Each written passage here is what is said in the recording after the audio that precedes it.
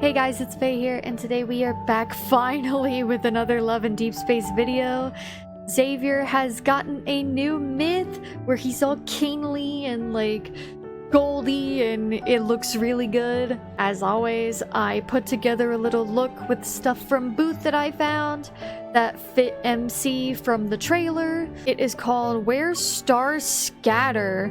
This is the downfall of Philos and the story of your life. I can already tell from what I saw in the trailer, and yeah, I fully believe this is not gonna be a happy myth. But from what I heard from my friends, this myth is really freaking good. So, oh, darkness.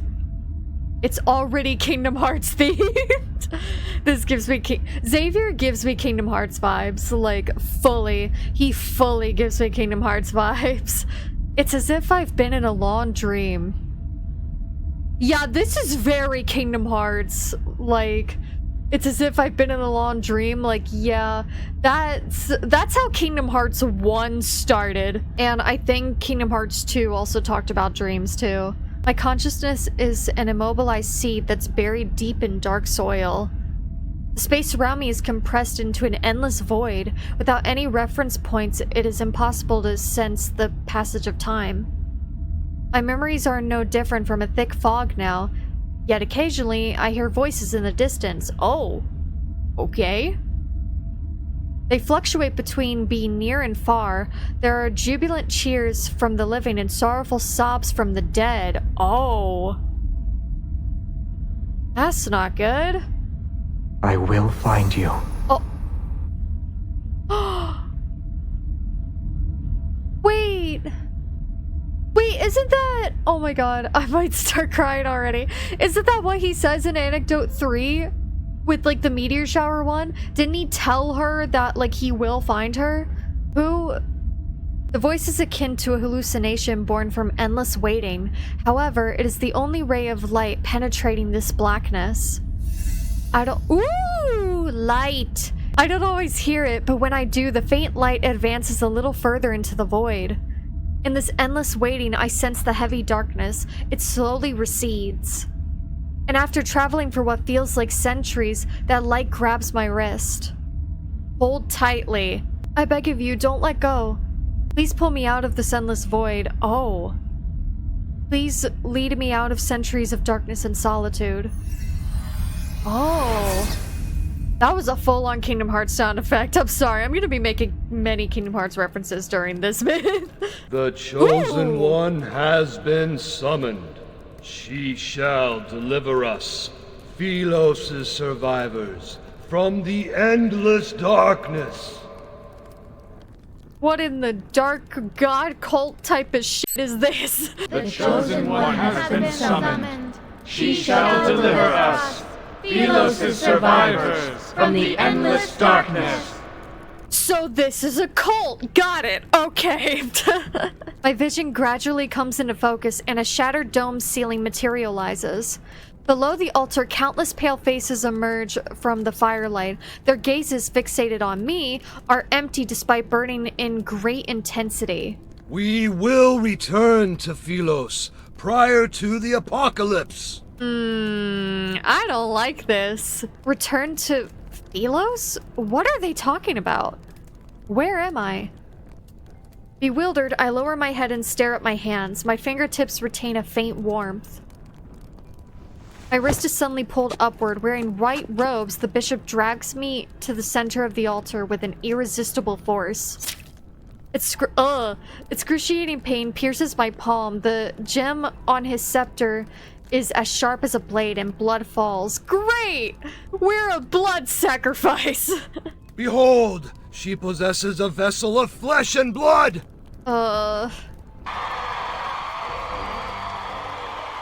Garbed in white, the acolytes cheer and at the sight of my blood. Yeah, that bothers me. While this absurd scene unfolds, a strange trembling rises. I feel it in my feet. But it's not that I'm afraid, rather the ground is actually shaking. Oh! Reminiscent of thunder, the sound of horse hooves approaches.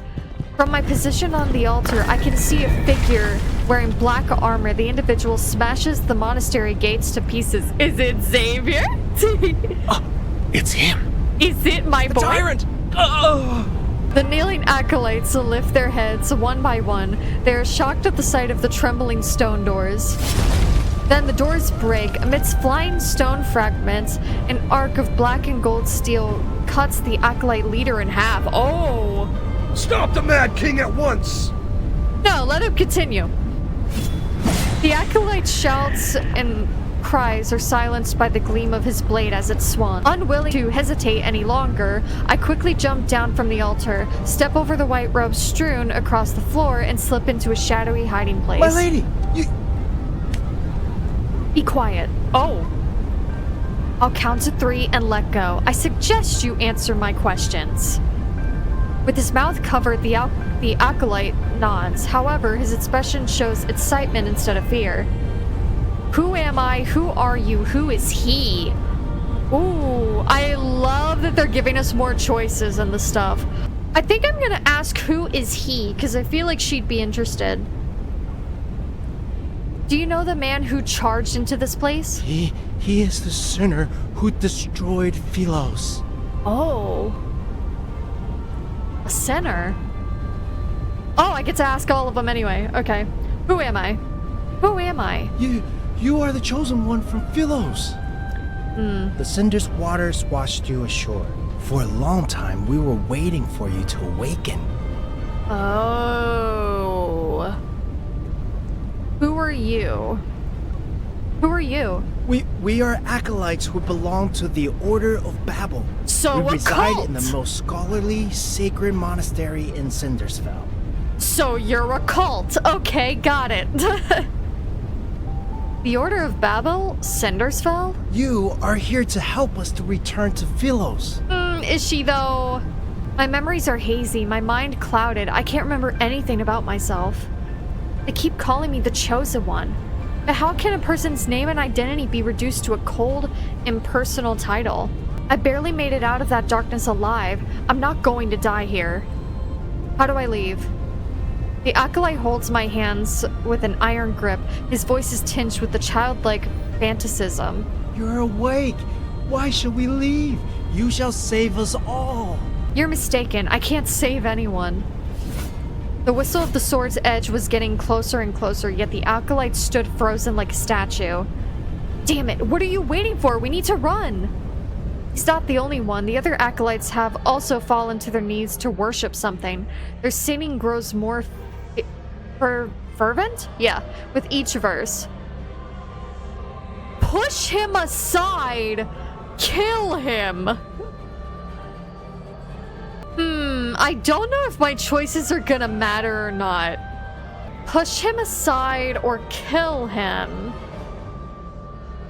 So if this is very much like D&D, right? Because this also gives me D&D vibes. Then I'm thinking that, killing him could have consequence. I feel like she would be more chaotic good anyway. Well, no, MC has killed people before, I believe. I'm just gonna say push him aside. Push him aside. The acolyte staggers back and crashes into the brazier behind him. The flames leap and engulf his white robe. His body dissolves into swirling dust. Well, he was gonna die anyway, okay. These people, all of them are. I whip my head around to look at their devout expressions. Under the light, none of them casts a shadow. These acolytes and the old man who cut my palm earlier, they're revenants. Oh! So, like, are they not even real people? The Cindersfell they spoke of truly is a place inhabited only by the dead. Oh, so they're not even alive to begin with. Okay. Xavier, relinquish that sword which is bathed in the blood of your brethren. If you do, I shall forgive your slaughter and absolve you of your sins. I don't think he cares. Sins? What crimes did I commit to become a sinner?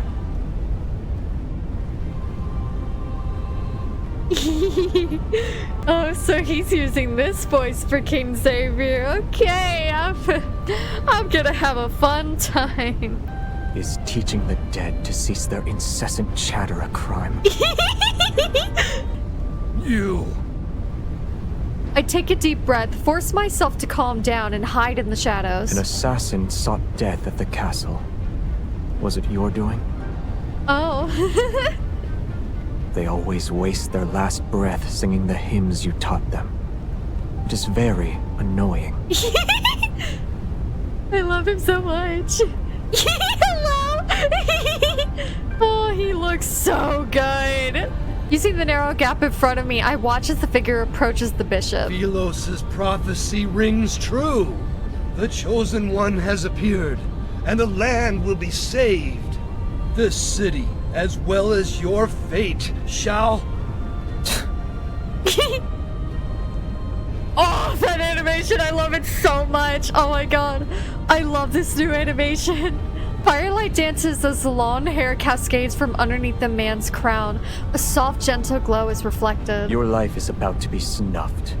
Where is this so-called Chosen One? I'm right here!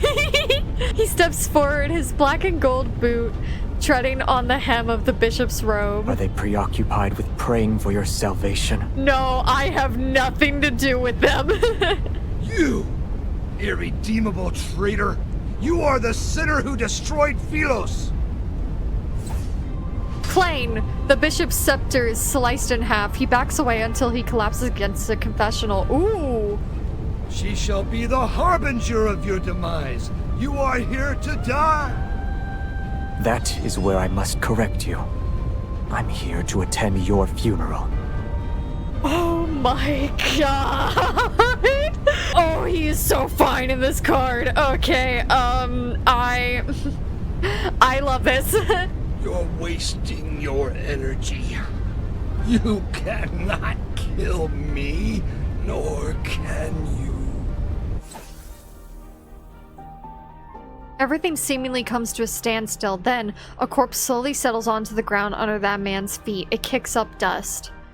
The stifled groans fade while they can't be doing this animation to me. I keep getting distracted.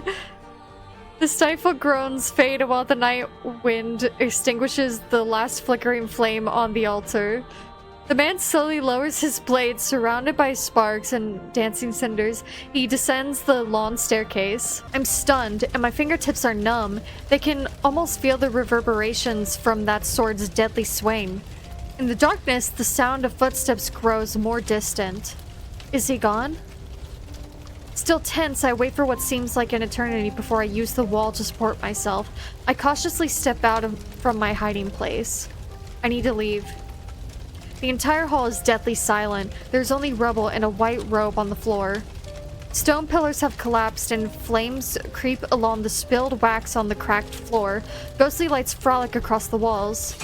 I turn and thud. A sharp blade, having been thrown past me, is now embedded in the stone wall behind me. Oh, I think he has found us! Hello! The night breeze plays with his long hair, but he doesn't move. He stares at me for a long, long time. Part of me feels as if we're not meeting for the first time. I could almost believe we're reunited after being separated for years. However, this illusion is shattered by this new move. Hello! The man they called a Mad King leans down. He lifts the tip of his sword and it touches my throat. Oh! Oh, okay. Only the dead dwell in Cindersfell. Oh no. So, who exactly are you? Oh, his voice acting is so good. Okay. Now we're on to chapter 2. A tale circulates every corner of Cindersfell. There was once a glorious kingdom called Philos. It fell during a catastrophic war. Everything perished and a void swallowed the land. Death's shadow swept through every nook and cranny. Yet if one could find the Tree of Life... Oh, they're bringing the Tree of Life into this? Oh, okay. Yeah, this is very D&D Kingdom Hearts coded. That connects life and death, they shall be reborn. They'll be able to embark on a journey home. And the one who will be their guide and light the path is the Chosen One of Philos. The sword rests near my throat. The slightest movement will kill me. You heard everything. Indeed. You are the chosen one foretold in the epic poems.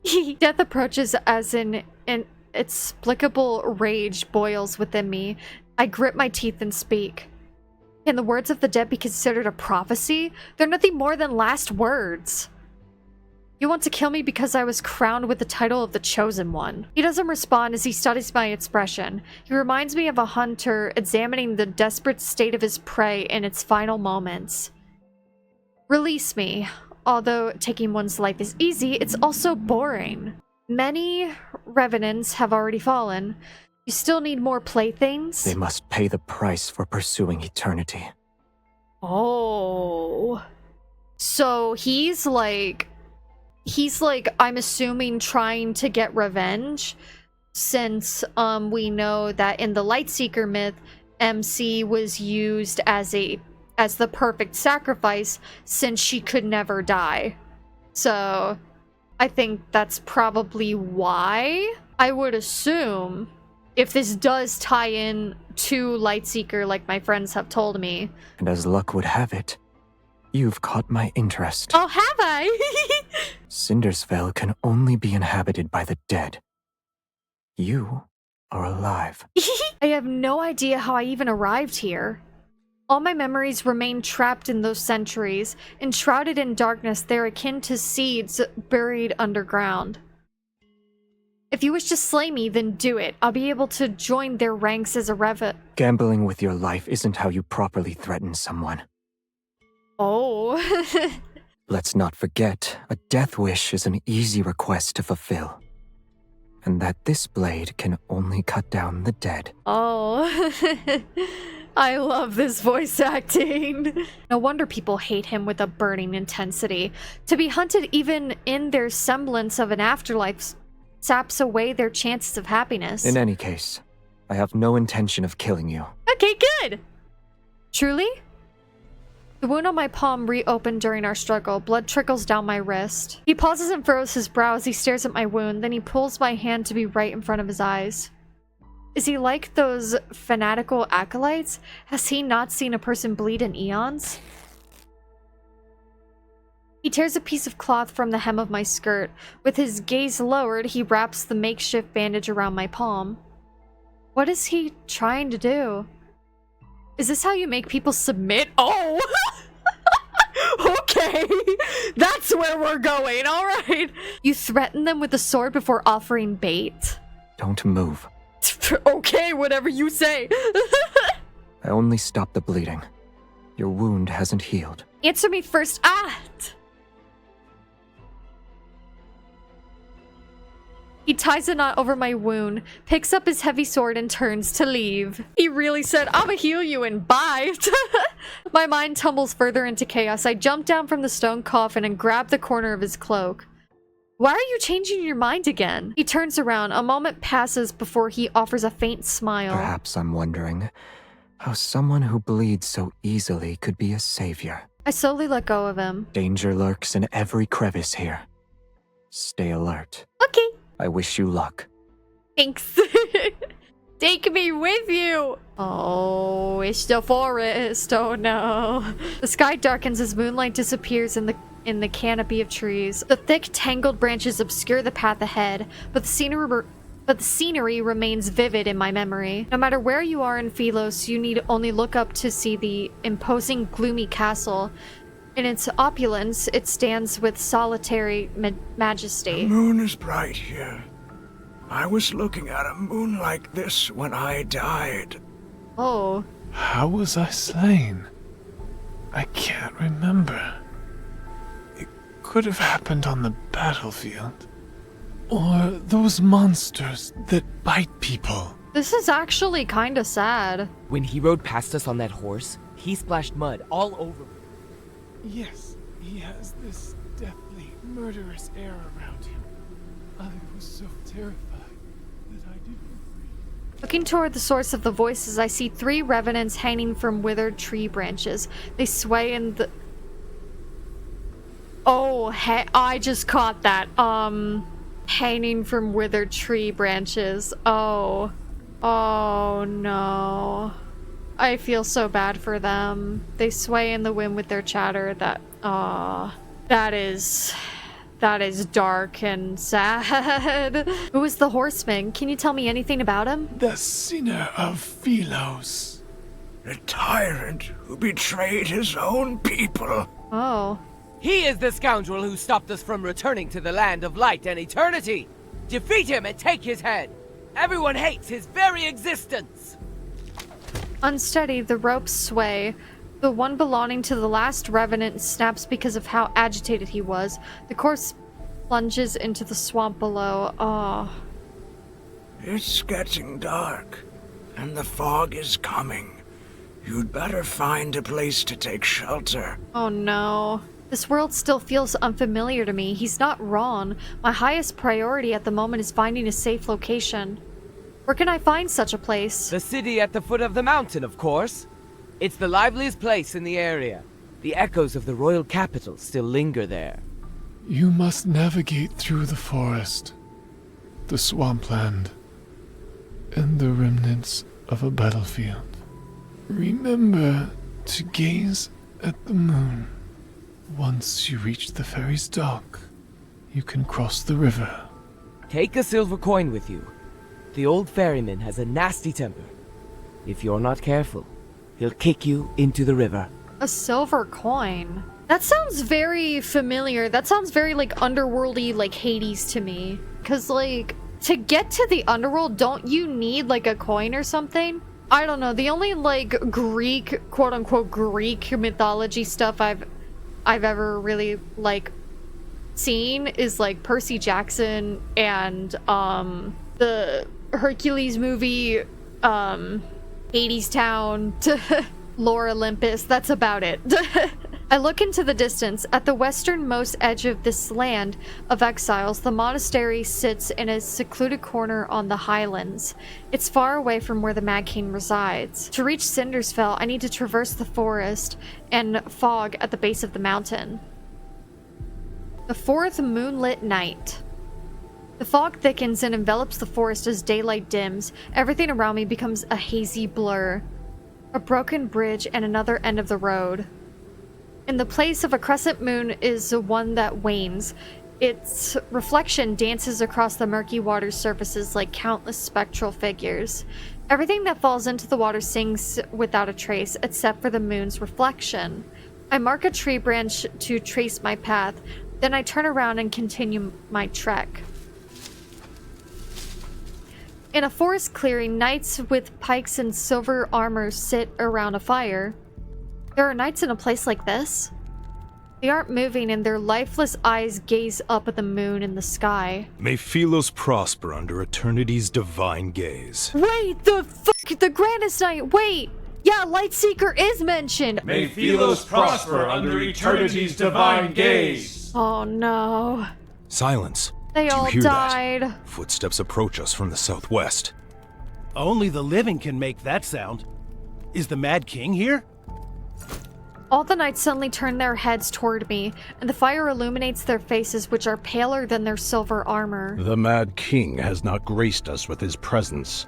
However, she carries his essence. Oh no. Outsider, have you pledged your loyalty to eternity itself? What? She has no answer. She's a traitor to eternity. Oh no. The suits of armor collapse as the skeletal remains within them begin to glow with an eerie blue light. Leaping orange flames surround them. Oh sh! Cold blades slice the air as howling winds erupt around them. Before I can react, they charge toward me. These knights in silver armor are revenants. Yeah! Yeah, they are! Ooh, kindled! Yay!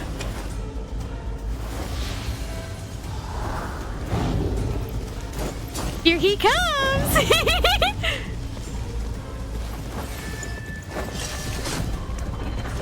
Yes! Get on. Okay, okay, I did it.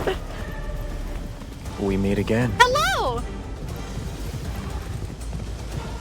Hold tight. Okay. Aw. This is so awesome. I love this. Ooh, that was pretty. Oh, that's beautiful. Of course. Hello. Earlier, you mentioned the price of pursuing eternity. What were you referring to? The dead are trapped in a perpetual cycle. Oh. Only painful deaths await them. This is a Leave while beautiful you still kindled. can, or you'll meet the same fate. Oh,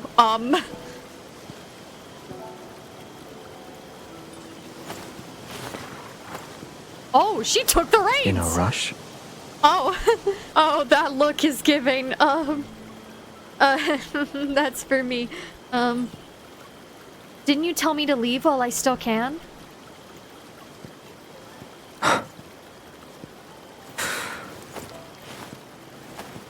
Oh, you get to see I him said sing! leave, not die.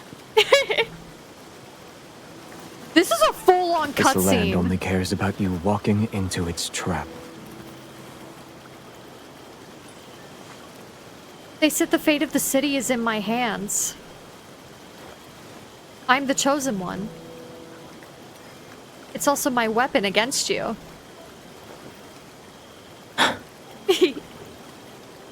You said their fate is in your hands. Oh my god, I love this. However, you're still in my hands. Okay, whatever you say. Is this form of etiquette sufficiently respectful toward the chosen one? Dismount.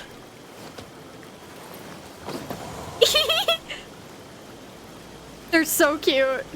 I told you this place is fraught with danger. You need to be cautious. Okay. Put me down. I don't want him to put me down. I just want to stay here. Yes, of course, and people's intentions can be just as treacherous. So you've never heard of Philos' prophecy? I've heard more last words. Such as? Excuses from the greedy. The pleas of those on death's doorstep. Oh. Confessions of hypocrites.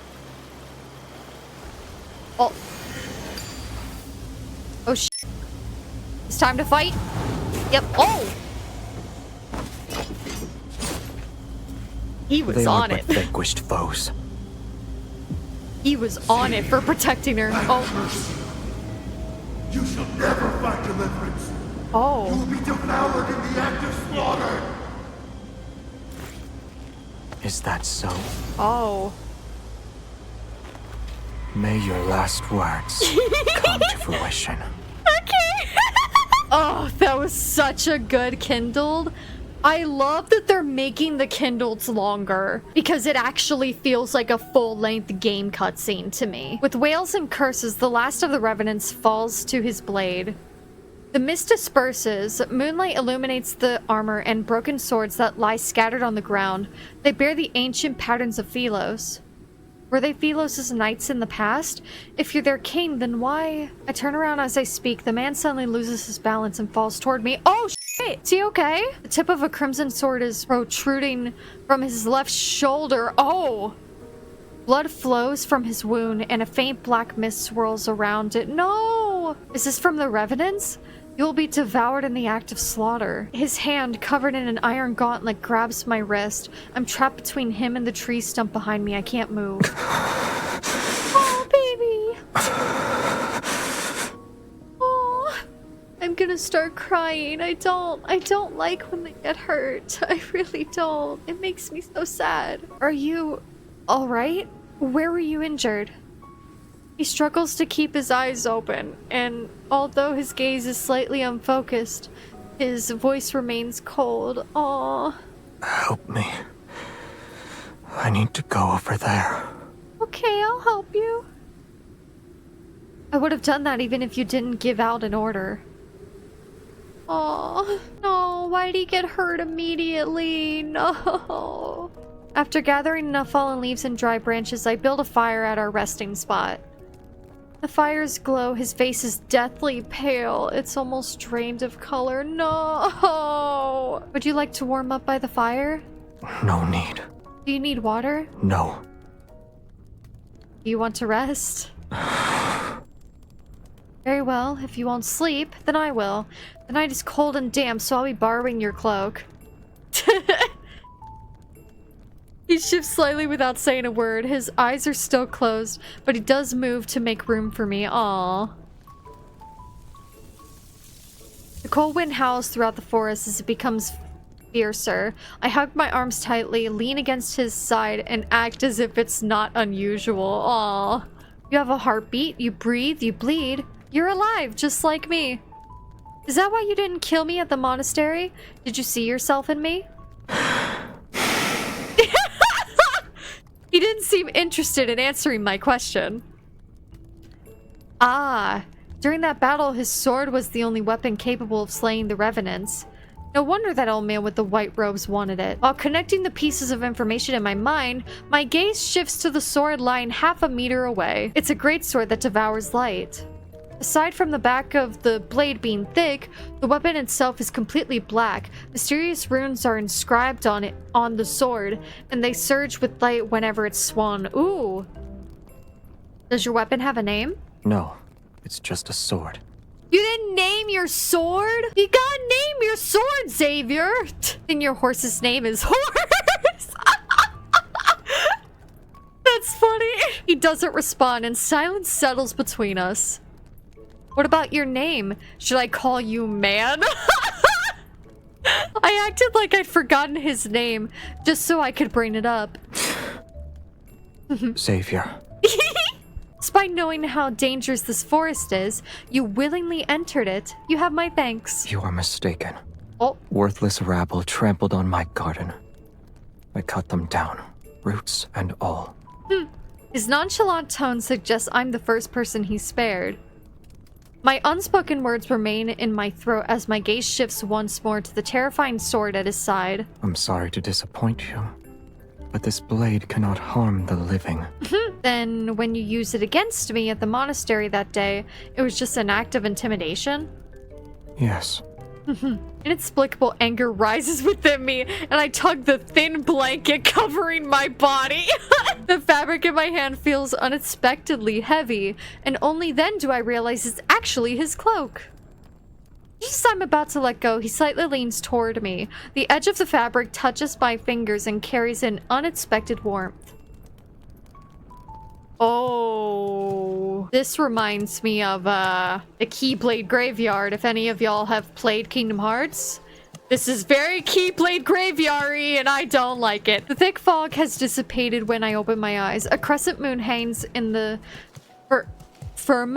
firmament? Yeah, and casts its light upon the embers of our campfire. He helps me onto his spectral steed, and we traverse the forest before the next moonlit night arrives. Whenever we encounter those revenant knights, they are swiftly cut down by his massive black sword. Xavier, only an agonizing death awaits you. Oh no. As we pass through a swamp, I see a dead tree that has half fallen. It's covered in the lingering souls of soldiers who died in battle. Remains calm and spurs the horse forward. We press on. It seems like these revenants aren't very fond of you. What crime did you commit to make them hate you so? To properly tell the tale, I'd have to start with the era in which they were truly alive. Oh no. The slight tug of the reins, he prompts the horse to leap across a ravine. I know they're afraid of your sword, but once the revenants are slain, where do they go? Nowhere. Aww. Once the phase of the moon changes, they'll come back to life. Oh, so they're pretty much stuck in limbo. That's actually really sad. The dead are trapped in a perpetual cycle, only painful deaths await them. So that's what he meant. Yeah. Oh, it's raining. After an unknowable amount of time passes, rain falls from the sky. The remnants of an ancient battle emerges on the distant horizon. Collapsed stone tombs accompany overturned coffins. Rusty swords, broken spears, and worn helmets are scattered about. The rain washes away the dirt from the tombstones to reveal the text carved into them. In a chaotic era, kingdoms fall like shooting stars. The Order of Lightseekers fought until they breathed their last breath. Countless blood-soaked battles fought. With unwavering courage, their tales live on in song. Their heroic deeds forever engraved in our hearts. In the year... Oh, the year is gone. Of Thelos calendar, the kingdom fell. The royal capital was destroyed. And the royal bloodline was extinguished. Yeah, so those are the Lightseekers. Damn. The knights are our exalted, honorable guardians. They now rest in the silence of a long night. On the day the Order ceased to exist, their names shall be carved into these historical monuments under eternity's divine gaze. Like the stars, they are distant but never cease to shine. What are you looking at? After tying the horse to a tree stump, he walks toward me. I wonder if my name might be with these knights. Why?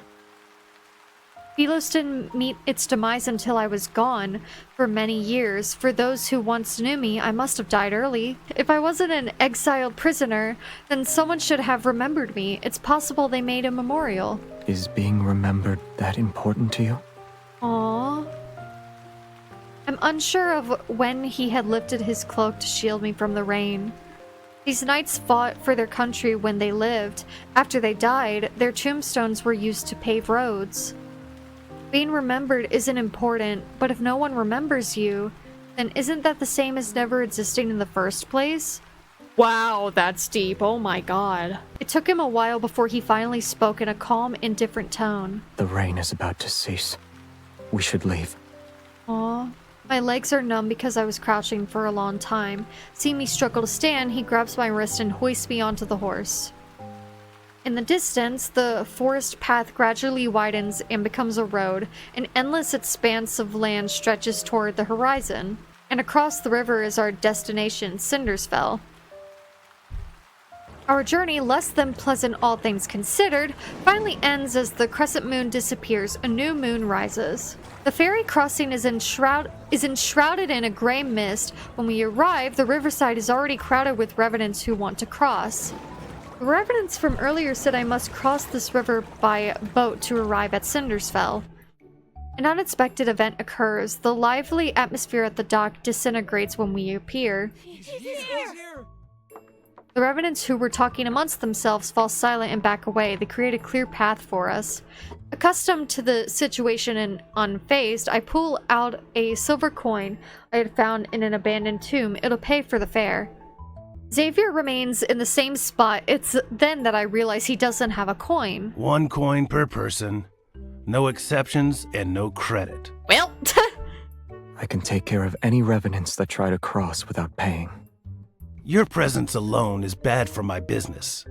I'm not even sure I want to let you board. So, are you crossing the river or not? oh my god. He gives me an expressionless glance before silently shaking his head. Wait, I'll pay for him. The ferryman's expression changes subtly as his gaze lingers on me. He presses his lips into a thin line before gesturing for me to board the ferry. The man behind me doesn't say anything as he heads for the stern. I don't even get a word of gratitude. As soon as he steps onto the boat, however, all the revenants swarm to the stern. It starts to sink under their weight. Meanwhile, the bow, where Xavier and I... Is it the bow or bow? I think it's the bow. Meanwhile, the bow, where Xavier and I are standing, rises. Either find a seat or get off the boat, you dead bastards. Oh my god. I love this. The revenants on the stern proceed to leave. As if they were pardoned from execution, only the two of us remain. In the silence, the small ferry moves across the water and disappears into the rippling moonlight. I look at Xavier as he rests. He has folded his arms and his eyes are closed. Aw, he's sleepy.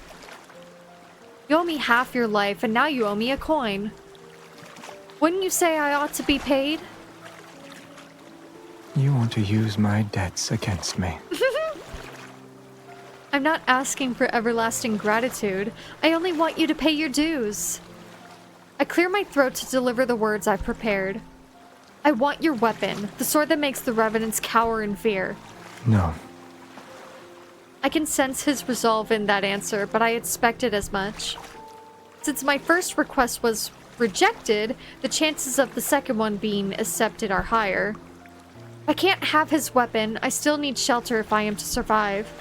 But living with an unpredictable individual is risky. If you cannot decide before we disembark, there will be no payment.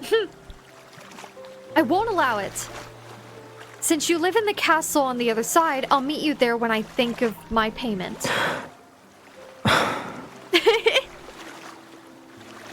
He neither refuses nor accepts. It's as if he can see my innermost thoughts.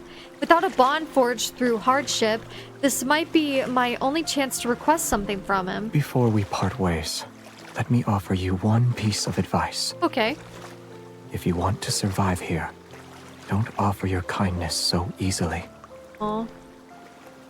He closes his eyes and he refuses to respond no matter what I do. The fog over the river gradually dissipates to reveal a towering black castle in the distance. Just as the ferry is about to reach the shore, it strikes the shoal and rocks. My body lurches to one side. My fingers touch the reflection in the water. Ripples spread out and converge toward my fingertips. They coalesce into an elusive image. Oh! This is... Oh! Oh, shit! They did it like Raftsmith. So in Raphael's myth, they showed flashbacks of God of Tides, and now here they're showing flashbacks of Lightseeker. Okay, that's interesting. Brightly colored flags slowly rise as white floral arrangements line both sides of the marble staircase. A young knight ascends the long staircase. Amongst the cheers of thousands, he ascends the throne. A hand places a crown upon his head. Lumen Flora, the symbol of Philos' royal family, is pinned to his lapel.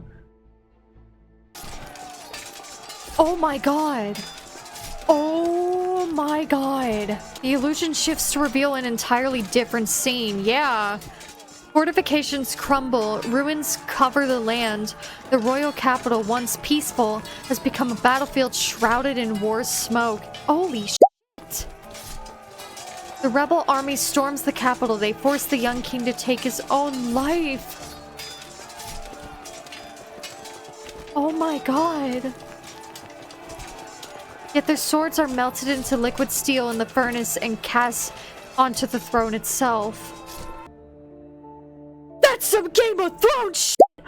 Oh my god! That is literally that is literally the Iron Throne from Game of Thrones. Oh my god. Oh my god, this is getting sad. Peace is restored to the kingdom a century later.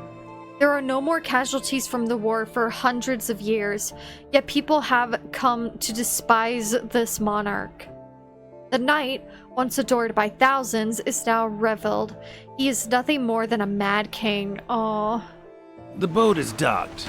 You should get off now. Voice pulls my thoughts back to reality. I raise my head and notice the space beside me is empty. Did I see his past? Shock washes over me, and in the darkest hours of the night, scattered lights illuminate a ruined city in the distance. The wind rustles the grass as his figure quickly vanishes into the darkness. Damn, that one was long! My god, I didn't think we were gonna get Lightseeker stuff this early. Because in Raftsmith, it wasn't until like chapter 7 that we finally got to see like the flashbacks of God of Tides. I've been wandering the city for days. Although I failed to discover new information, I feel more free than ever before. But what surprised me was that every revenant here firmly believes they'll return to Philos one day. Before I knew it, I started to believe it too. Aww. Within that rotten black castle is the Mad King, who sits on an abandoned throne. Countless kingdoms, innumerable cities, all their denizens wept under the hooves of the tyrant's iron cavalry. At the square in the busiest part of the city, many revenants have gathered. I pull my hood tighter and move closer. The dead were turned into weapons. Their bones and souls are mere cannon fodder for his wars. When he confronted the Order of Babel, many of our brethren were reduced to ashes by his hand. In the center of the crowd stands a revenant in white robes, passionately denouncing the Mad King's crimes. He's dressed as an acolyte from the Order of Babel. Great, the cult is back! He looks familiar. Is he the acolyte who escaped that day? Will we come back to life next month? Unhand me! No more dissenting voices rise from the crowd. The revenant acolyte surveys the gathering before speaking with satisfaction. But we have received good tidings! Sure you have.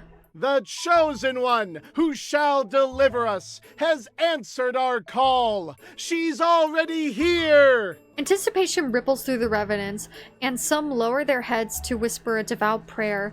Most fix their intense gazes on the acolyte. They eagerly await his next words. Before the apocalypse descends, the sacred pilgrimage ceremony will proceed as planned. We shall reach the Tree of Life and return to our homeland. It's interesting that the Tree of Life is being brought up in Xavier's myth. And I feel like if they're bringing it up now, they're probably going to bring it up in the rest of the story as well. What is this pilgrimage ceremony and Tree of Life they speak of?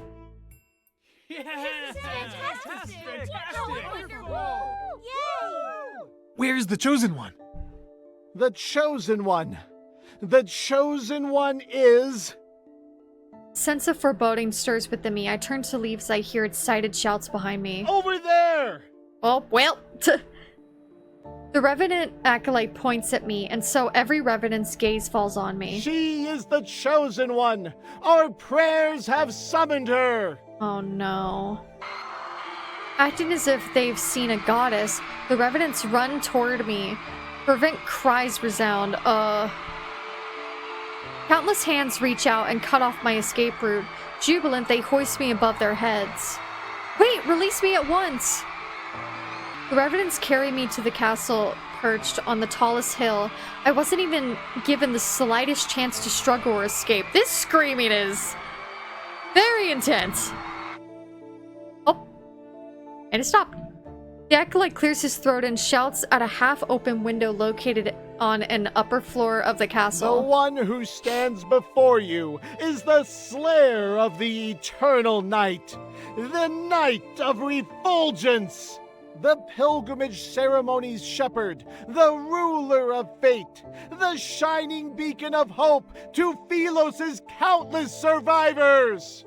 And she will be your nemesis until you die. Our prayers have summoned the chosen one. Oh no. Did he come up with those titles in the time it took to get here? The black window frame slightly stirs and a dagger with a cold gleam is thrown down. My castle is too small for your ilk. Only your chosen one can come in to slay me. Oh and there will be a sea of blood if you let me handle the selection process. Oh. Xavier is ruthless in this card. Myth. In the blink of an eye, the righteously indignant revenants scatter in all directions. Even the enthusiastic acolyte runs away and disappears like smoke. A chill runs down my spine as I look up. The figure near the window meets my gaze. I see they've made their choice. Damn that voice. Anyway.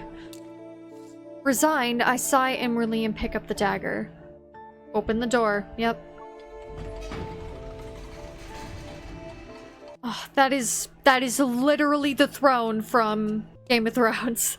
In the vast empty hall with a tiled floor, only the sound of footsteps echoes.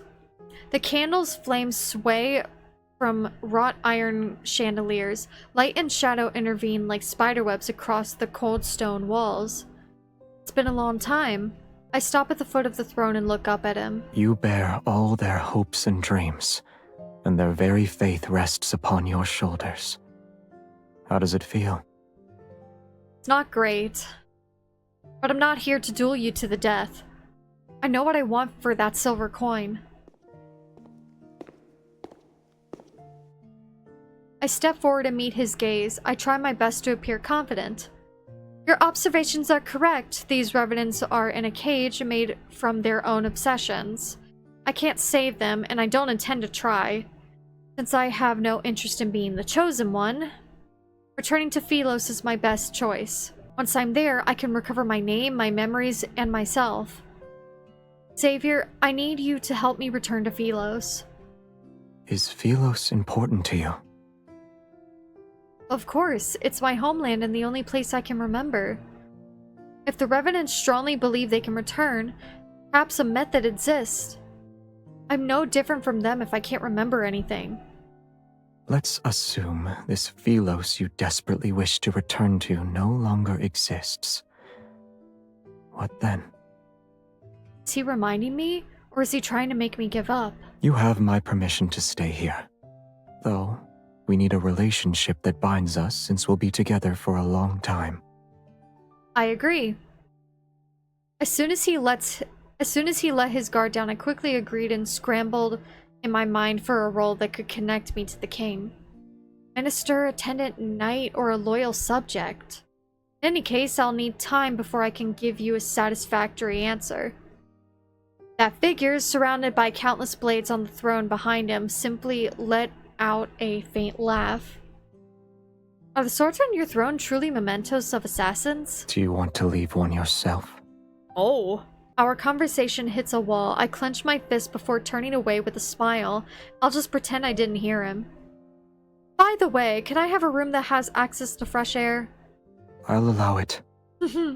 After I entered the castle, the underground gambling den began taking bets on how the Chosen One would die. Getting thrown into a forest with evil phantoms only to be devoured, sinking to the bottom of the cinders, or dying because of his massive blade. These 3 deaths are ranked with different odds, but they're at the top of the list. No one believes the Mad King will let me live. If the Chosen One dies, then it means they weren't the real one. So they'll wait for another. However, if the Chosen One survives and escapes from their enemy, that means...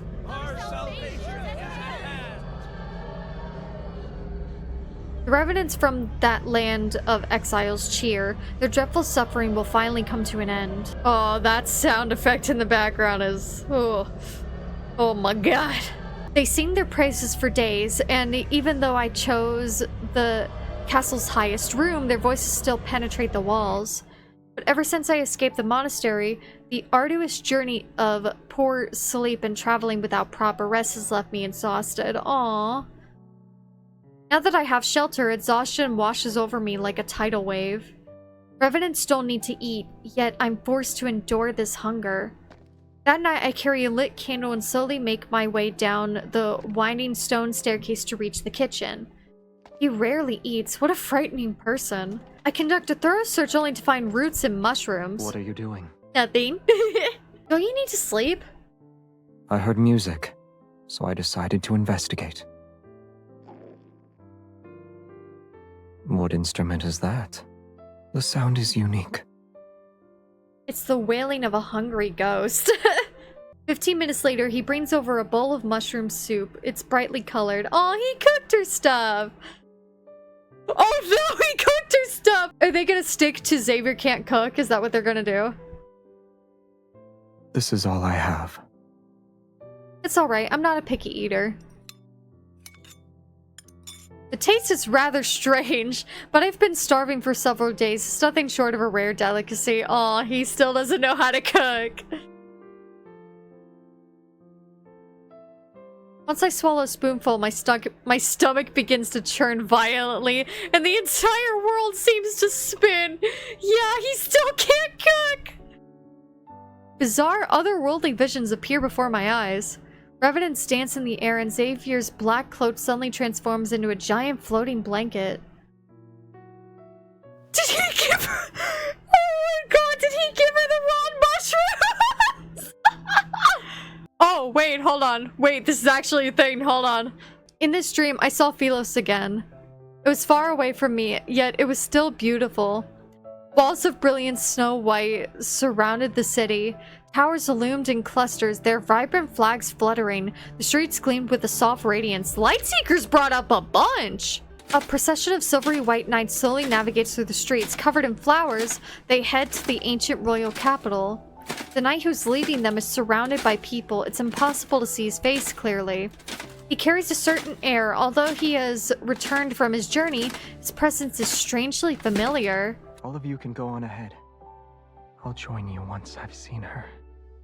Aww. Sun, moon, and stars revolve as he turns around. My vision blurs and the white city walls transform into a clock tower, bathed in the sunset's glow. He turns around, sees me, and smiles. Before I can recognize him, a flock of pigeons flies past us. Their flapping wings obscure his eyes. Aww. I thought you'd never see me again. Aww. Xavier, honey. He sounds so sad. I open my eyes and I feel like I was in a very long dream. I see the hem of a black garment as it casts a graceful arc under the candlelight. The man is looking at me. It's as if he stepped out of my dream. I have an antidote. Aw, he did give her the raw mushroom, and it was like a poisonous mushroom. And I guess the poisonous mushroom triggered like a flashback for her. In his hands, he's holding a bowl of medicine that gives off a faintly bitter scent. Although I've returned to my senses, I'm at a loss for words. I already tasted it. Misinterpreting my thoughts, he speaks in a calm tone. Aww. I hesitate before reaching out to grab the hem of his clothes. I squeeze it a few times. No. No, I'm not a hallucination that appeared because you were poisoned. Aww.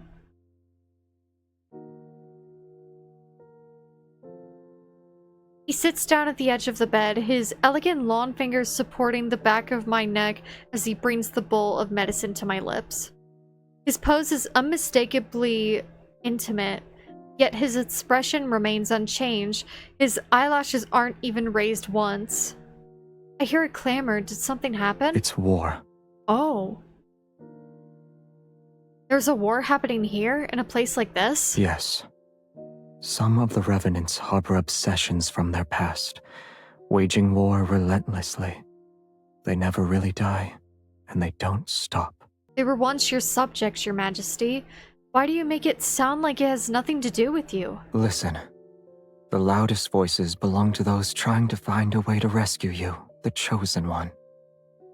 If you die here, I'm afraid my moments of peace will significantly decrease for the next month.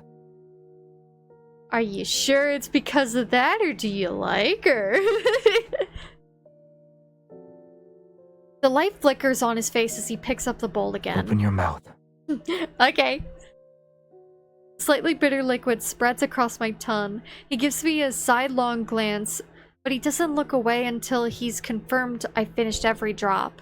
During the day I've been bedridden, outlandish rumors have spread throughout the city. The Mad King has become the Chosen One's servant. The Chosen One risked her life. The Chosen One has made a great sacrifice. They've misunderstood my actions from when I picked up a dagger and stormed into the castle. The revenants are so moved by this supposed heroism that they gather at the riverside below the castle every night to sing their praises.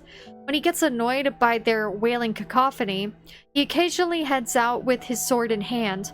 He returns quickly and their voices disappear. I'm unsure of what happened outside. However, the shouting isn't as frequent as it was before the past few days. Since then, finding a way to return to Philos became my only goal. The Cinders is not a single river. It's connected to numerous tributaries? Yeah, of various sizes. They intertwine like a tree's root system and extend in all directions. Some of these tributaries flow into gloomy swamps or plunge into bottomless ravines.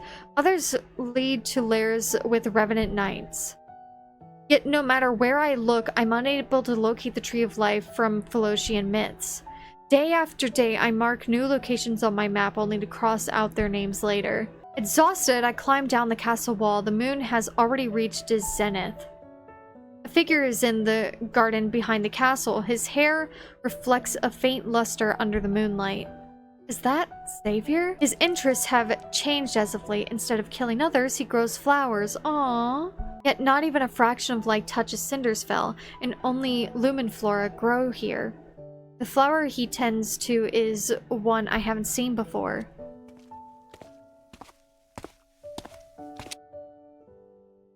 kind of flower is that? Curious, I walk up to him. He glances at me before he continues to water the plants. One that shouldn't be able to survive here. Then why are you growing it? He doesn't answer me, his fingertips touching the withered stem. I'm not sure if he didn't hear me or doesn't want to respond. I know you have secrets. You don't need to tell me. The fact that I have secrets shouldn't be a secret. But this secret is related to a certain person, yes? I crouch down beside him and push aside a cluster of leaves. The wilted leaves' veins have taken on a yellowish hue. The light blue flower bud droops. It looks so fragile that it might snap at any moment. People typically grow flowers to remind themselves of someone, or give them as a gift. I doubt there's anyone you'd want to give flowers to in this city, though. There is one person. Aww. Who? He sets the watering can aside, turns to face me, and looks into my eyes. We'll talk about it when the flower blooms. Aww. I don't know if it will ever bloom. However, I do know that someone who promised to help me hasn't kept his word. He nods thoughtfully. You created a map of the entire city. Then you walked along the tributaries large and small. You've done good deeds all the while. Tales related to your acts of kindness have spread throughout the land. I was collecting information. Wait, how do you know about all of this? You rarely leave the castle. Would you say these methods of yours are effective? I'm quiet, then I shake my head. None of them are the correct method to return to Philos. What a pity. He's always like this. He dismisses my words with a few of his own. Well, we'll set that aside for now. About that relationship you mentioned before, I've made up my mind. I'll be your knight, your companion, your queen. Oh, I'm saying your queen. My identity is known far and wide. I've also earned a bit of respect. Why don't you step back and let me be the actual ruler of Cindersfell? Damn! A queen, in other words. That way you won't be bothered by outside affairs. It doesn't matter if you want to plant flowers, kill revenants, or live a quiet life. Put it simply, I want to be someone who's important to you. Perhaps worried about losing a stable source of food, I made a vow with the utmost sincerity. I don't know what his thoughts are, however. What do you mean by important? Let's say you're the only one that matters in my life. Huh. So you want to protect me? Oh, he's a little red. Aww. As if he couldn't hear me clearly, he crosses his arms and takes another step toward me. He's pretending he made a humble inquiry. I doubt you need my protection when you wield a sword like that. But when those revenants attack again, I'll be by your side. He actually laughed. I can hardly believe my eyes. I can help you figure out a method. On the other hand, you need to find a way to make a flower bloom. Are you sure it can still be saved? After agreeing to this surprisingly simple condition, I returned to my room. After spending these days together, Xavier seemed nothing like the mad king these acolytes talked about. But the way he took me in and promised to help felt like just an excuse. An excuse to keep me here. Could it be because of that the Chosen One rumor? With no answer for now, I sighed, yet his smile from moments ago kept flashing through my mind. Oh! The call of an owl resounds outside the balcony. A shadow swoops down, drops an envelope with a wax seal, and then flies away. Huh? I return to my bed and open the envelope. On the letter, the stark, concise handwriting catches my eye. We would like to invite the Chosen One to our sacred monastery so she can observe the selection process for the pilgrimage ceremony tomorrow. It's from the cult! The Order of Babel looks forward to your answer. Yup, it's from the cult. This is getting good so far, and we're only in chapter 3. We're starting with the cult. Okay. Each month, the monastery selects individuals to sail along the endless cinders. Oh, so sacrifices. This is a cult. This is known as the pilgrimage ceremony. The revenants believe that by traveling along the cinders, one can find the tree of life that connects Cinder's Fell to Philos. Once more, I find myself at the monastery. Everything has been transformed. The dilapidated altar and crumbling walls have been restored by the revenants. They're functional now. The acolyte's soft chanting echoes throughout the building. They carry an ineffable reference. I pass through the noisy entrance hall and enter the courtyard. It seems the bishop has been waiting for me. He said the apocalypse is only a matter of time, and I'm the key to saving this world. Even though I know these revenants cannot truly perish, I still feel a strange sense of unease upon seeing the bishop again. There's going to be a world-ending flood. You should be building dams. And if war is about to break out, you should be mobilizing armies.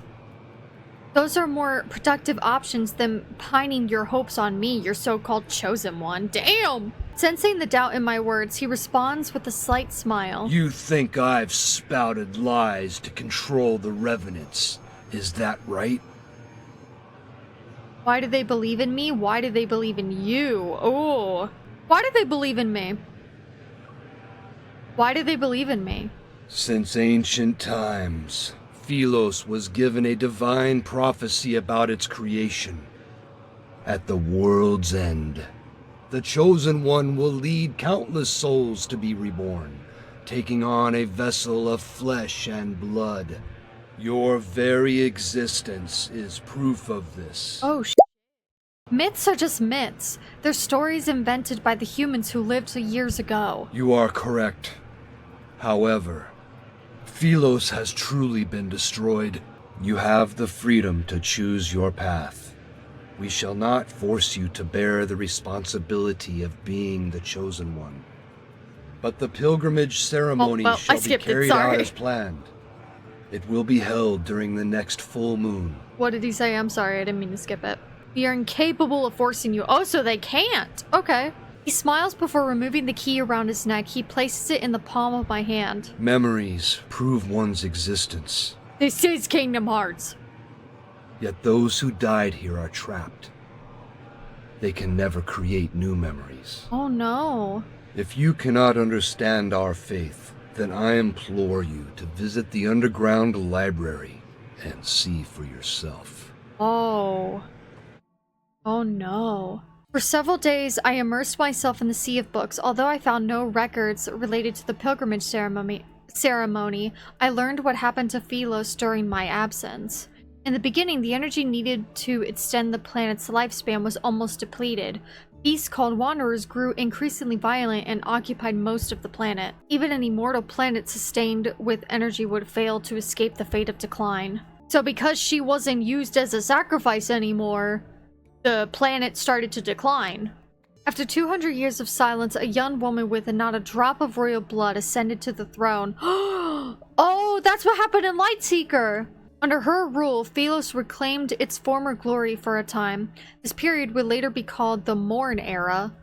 However, historical records about her are scarce. They've only managed to preserve the magnificent spectacle of her coronation. Her life and fate were seemingly erased by an invisible hand. There's nothing but a blank void. Oh, so any trace of her has been erased. I have a feeling Xavier did that. Situation in Philos grew increasingly dire as time passed. The royal family and citizens were split into several factions. Their constant disputes rendered the monarchy on the brink of collapse. Natural disasters raged while the fires of war burned without end. The flames of chaos swept across the land and destroyed the last vestiges of the old world order. The last monarch of Philos was an undefeated arbiter of judgment, yet he was the tyrant who supposedly led the kingdom to its demise. Oh! The tyrant addicted to bloodshed, the embodiment of corruption, a fallen god who was devoured by the darkness. Must be Xavier, yep. In every historical record about him, the fall of Philos is almost universally blamed on that king. Yet as I carefully read through the list of crimes, I feel as if he can't be blamed for everything. What part of the text made you stop reading? Hello!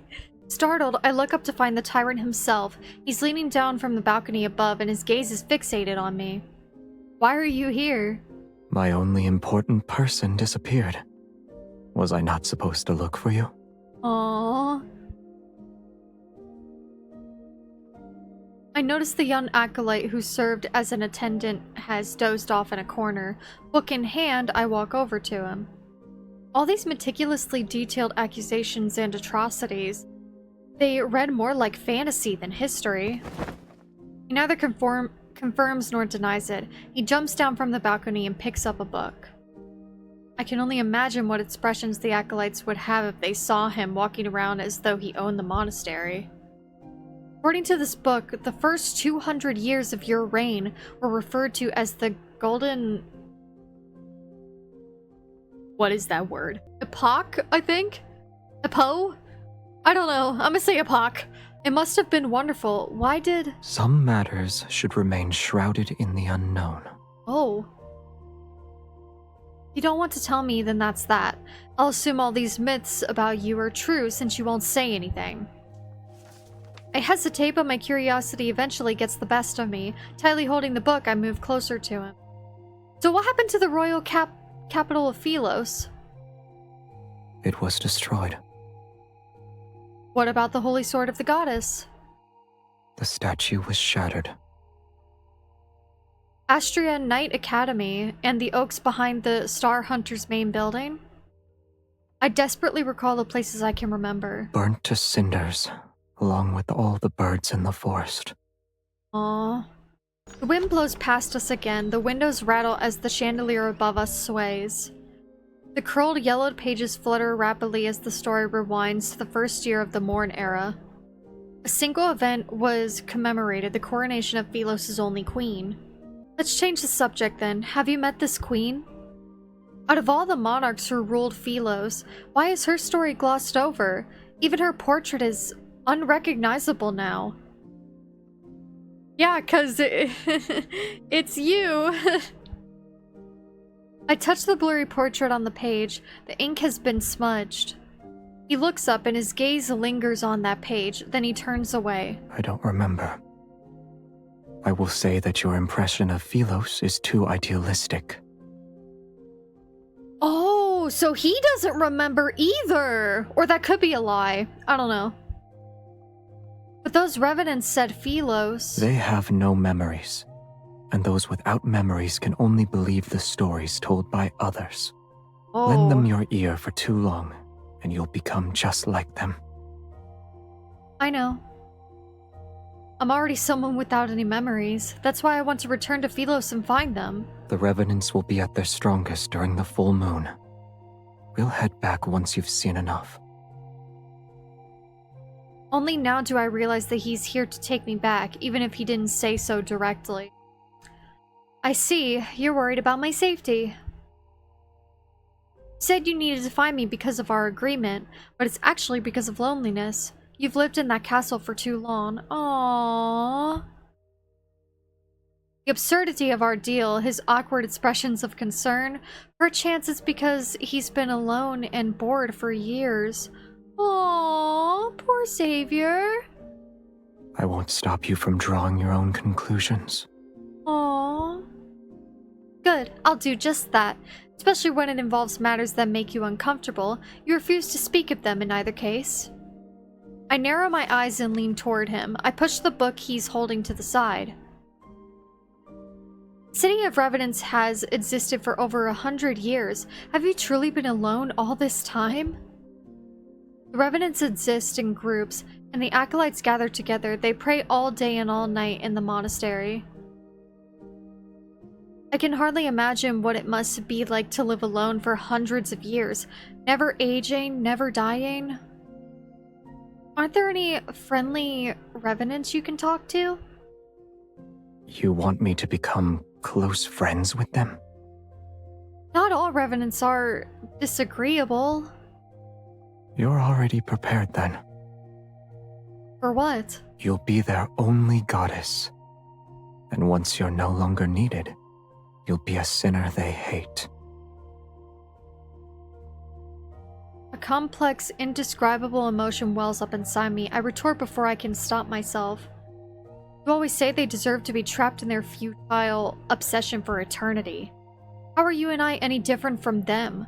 Aren't we also trapped? Oh my god, MC!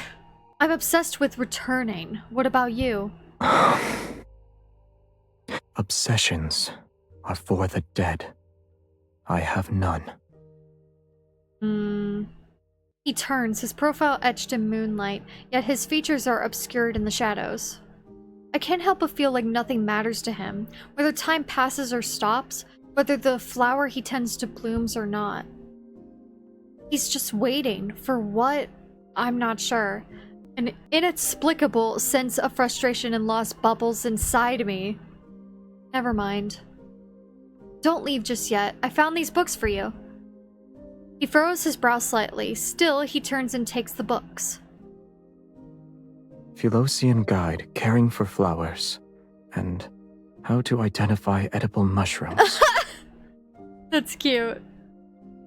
I'm not sure if flowers can bloom without light, but watering them 3 times a day will definitely kill them. That was a cute chapter. Following the book's instructions and using the withered plants as fertilizer, the unnamed blue flower finally shows signs of vitality.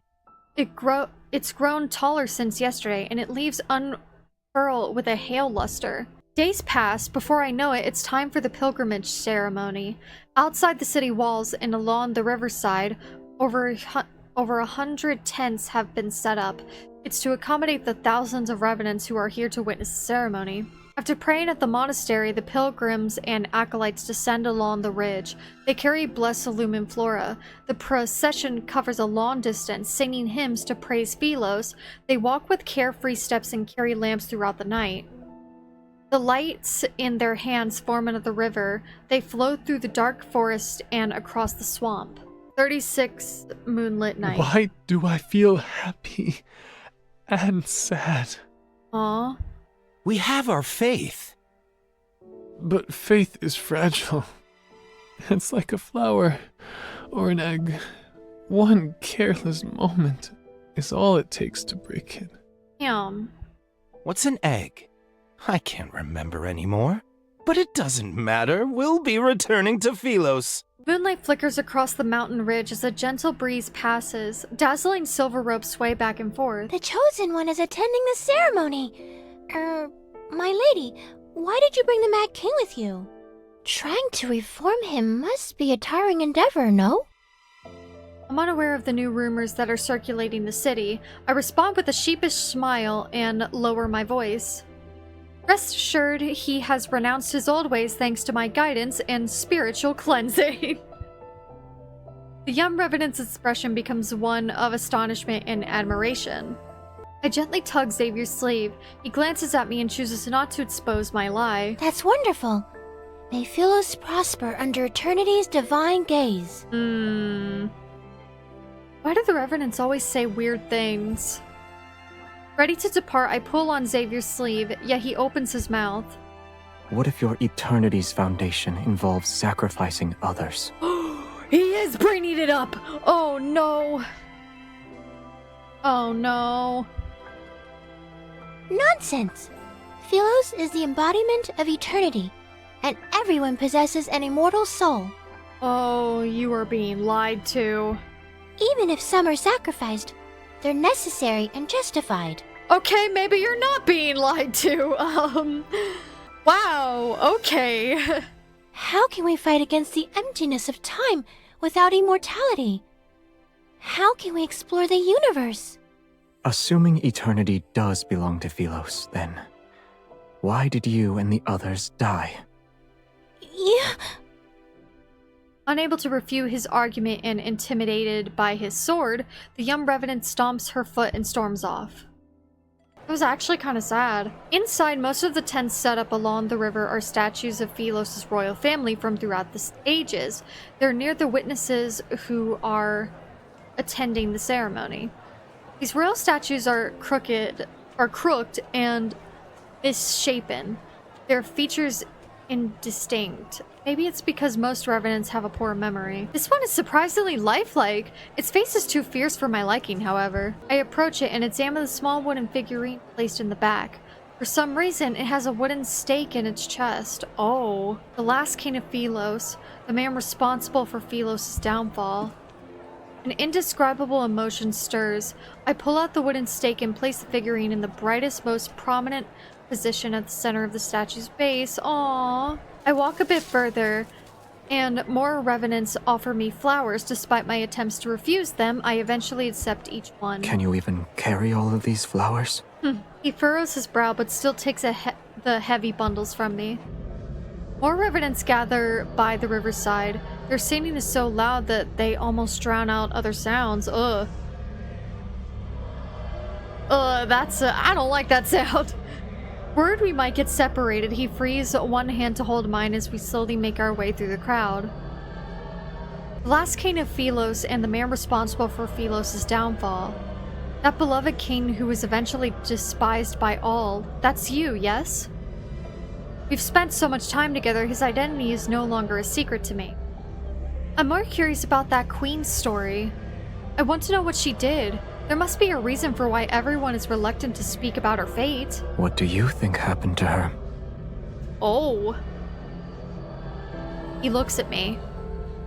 Stories about salvation and sacrifice follow the same pattern. Some perish, others are saved. Some continue living, and others are forgotten. I suppose she didn't accomplish anything. That's why she was forgotten. Aww. Pilgrims pass us as they happily sing hymns about their yearning for light. Xavier watches the group heading toward the riverside. He suddenly speaks to me. In the beginning, her statues decorated every street. Some were dissatisfied with her conduct, but most adored her. Aww. They believed she would be the chosen one who'd lead Philos to its rebirth. She was the key Philos needed to obtain true eternity. Aww. And then? Are you asking what happened? Aww. She disappeared. No one knew where she went. Oh no. For 100 years, the people thought she abandoned them.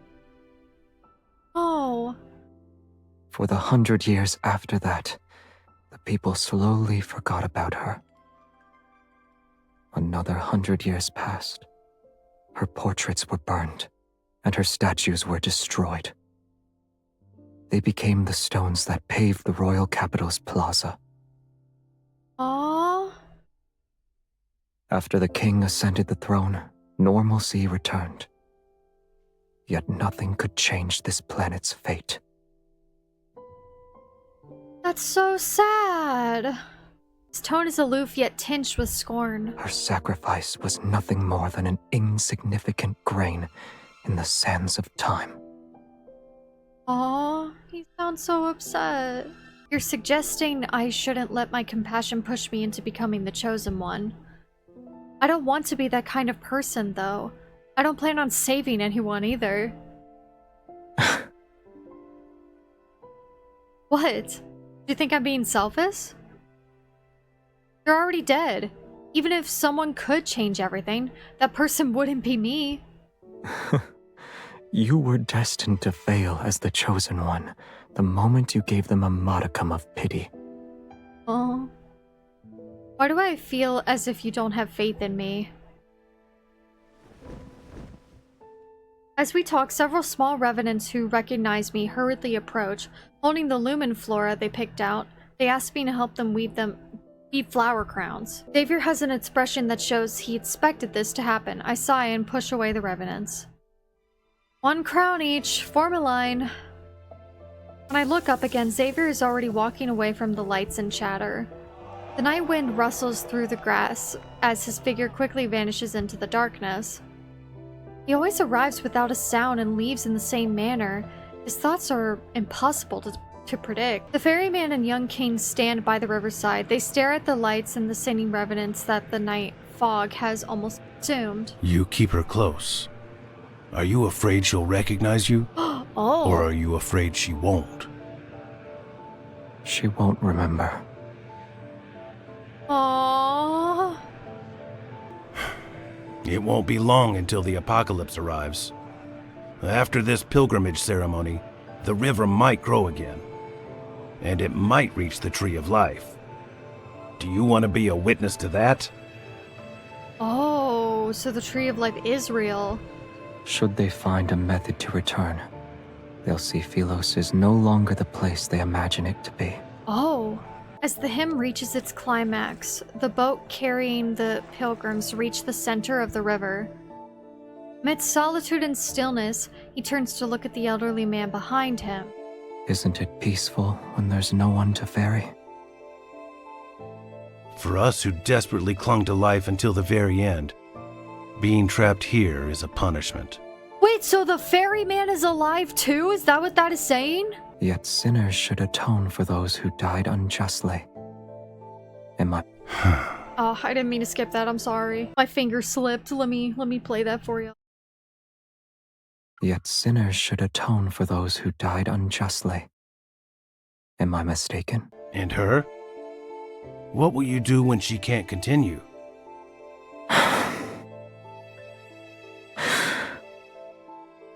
At long last, there is something beyond your expectations. Oh no. When the time comes, I'll have already made my preparations. Oh. Seeing that he doesn't want to discuss it any further, the ferryman sighs and says nothing. Don't you owe me 6 fares now, boy? Your memory is getting worse. It's 7. Centuries have passed. Yet I've never seen anyone pay your fare except for her. Oh my god. Where to? I won't ask for a coin this time. His boots tread across the moss dampened with night dew. He heads toward a bustling area with lights and voices. Nowhere. I'm waiting for someone. Oh. The Revenants say this grand ceremony is based on a ritual conducted in the past. It was how the royal family bid farewell to knights before they were sent to battle. I wonder if anyone gave Xavier flowers when he departed as a knight. I rub my sore wrists as I finish weaving the last flower crown. It's for him. Oh, that's so cute! He was scary. When he passed by my tent and saw me making wooden carvings, he threatened me into making one for him. My ears perk up when he's mentioned. I walk toward the tent surrounded by the Revenants. What did he ask you to carve? A small wooden figurine of the Chosen One. It's you, my lady. Aww. Huh? Did he pay for it? He only gave me a gemstone from one of his buttons. Was he trying to flaunt his wealth? Unbelievable. He's only pretending to obey you. He'll spend every night cursing you with that wooden figurine. That's an exaggeration, don't you think? Strange yet restless emotions stir in my heart. I look around, but I can't see him anywhere. Songs drip from the rustling forest in the distance. As the moon rises to its apex, the pilgrimage ceremony reaches its climax. Chosen pilgrims drift downstream. In small boats, they sail amidst the Revenants' cheers and songs. The Revenants remove the floral wreaths from their wrists and toss them skyward. There is a shower of light that rains down. Did he leave me behind and return already?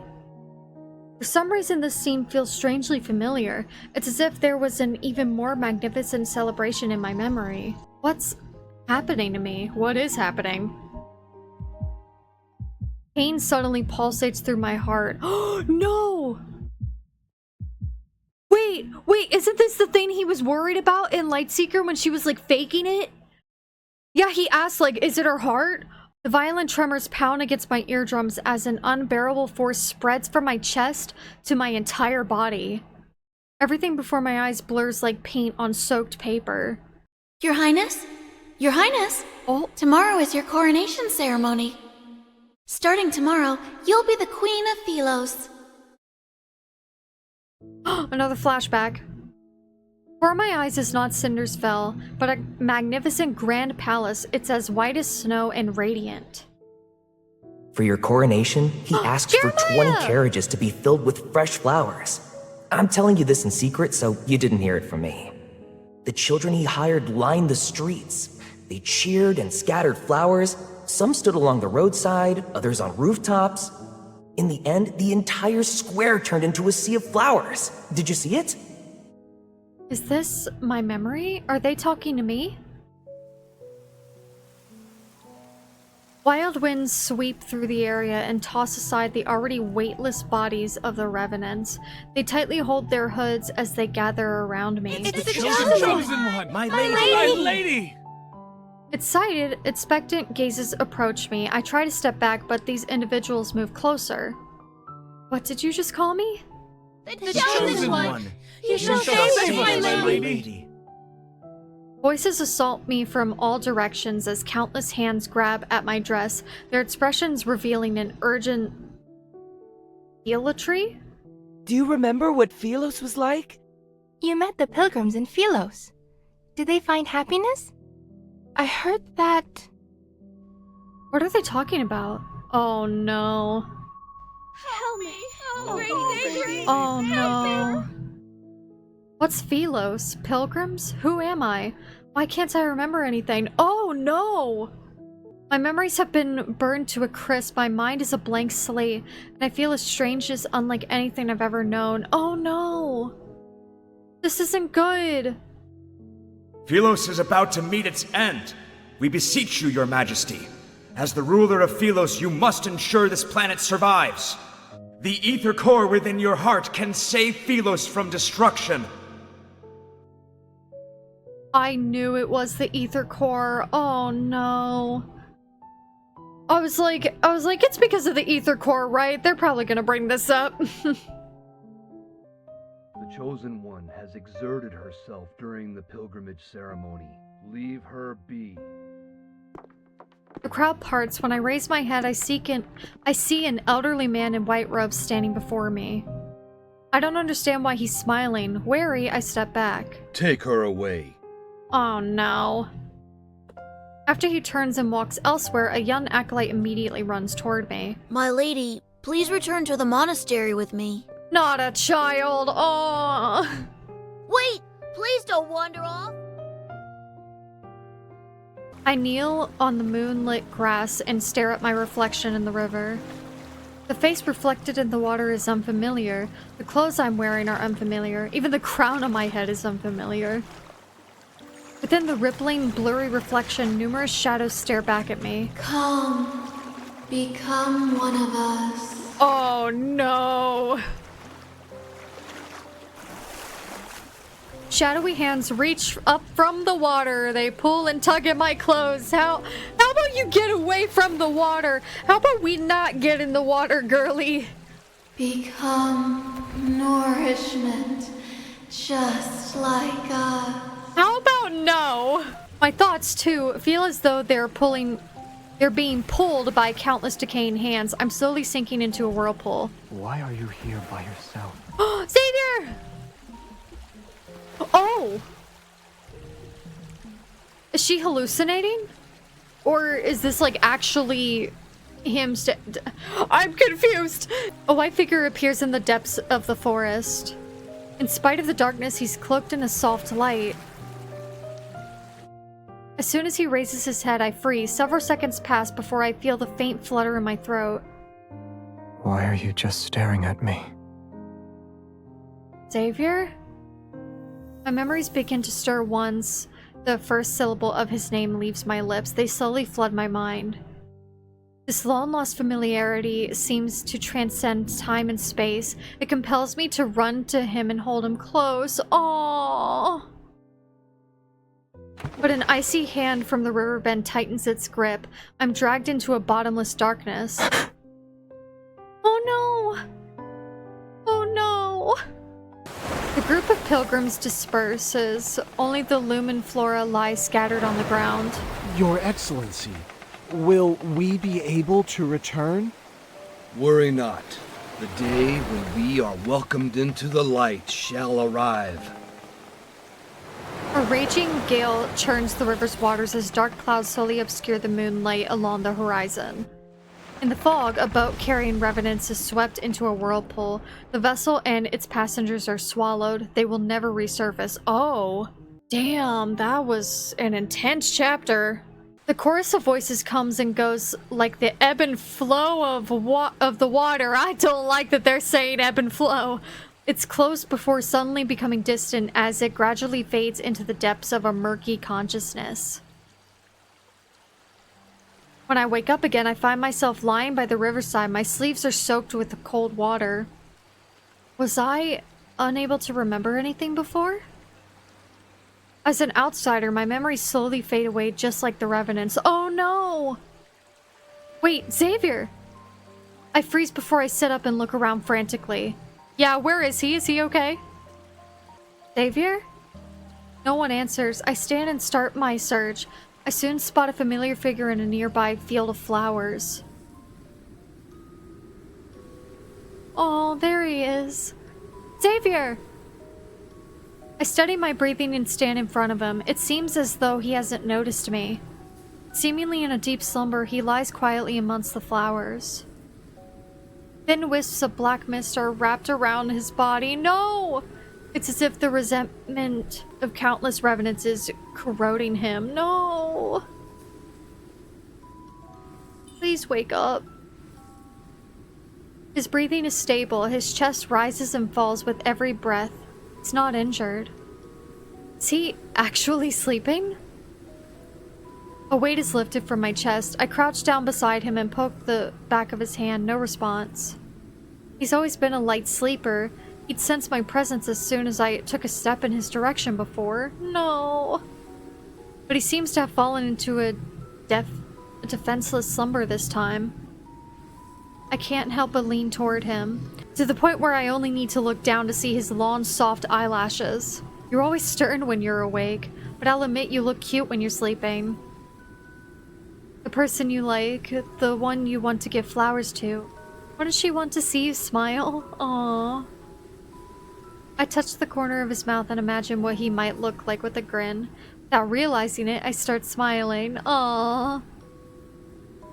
Did you say my name? Or was I imagining it? Xavier, who exactly are you? Aww. He's so sleepy.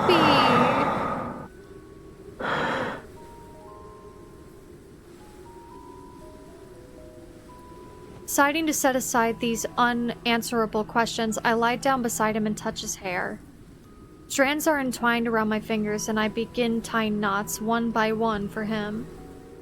Next time you give me a cold look, I'll just think of how you're letting me mess with you right now. As if hearing my words, his brow furrows slightly. Aww. Keep sleeping if you're tired. Aww.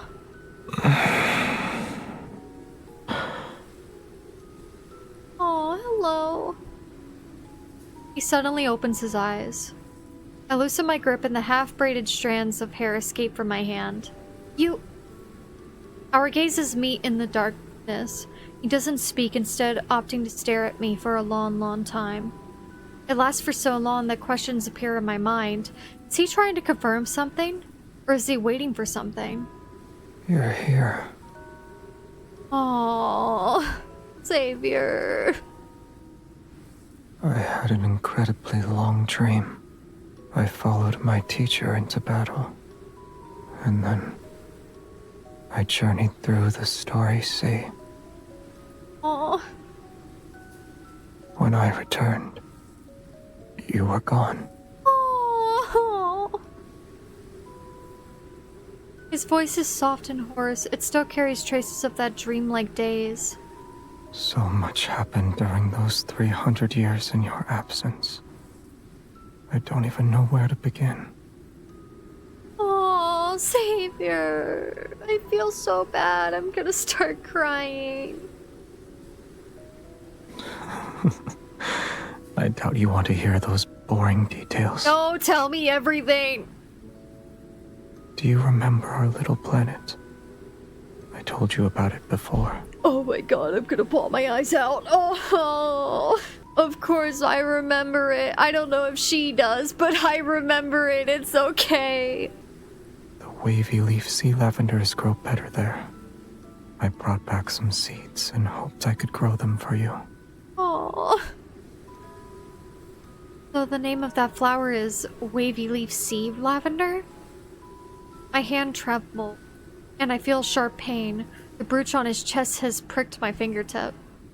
Back then, it was just like this. Aww. I thought my intentions were clear. Why didn't you understand them? Aww. Maybe I'm the one who's foolish. Aww.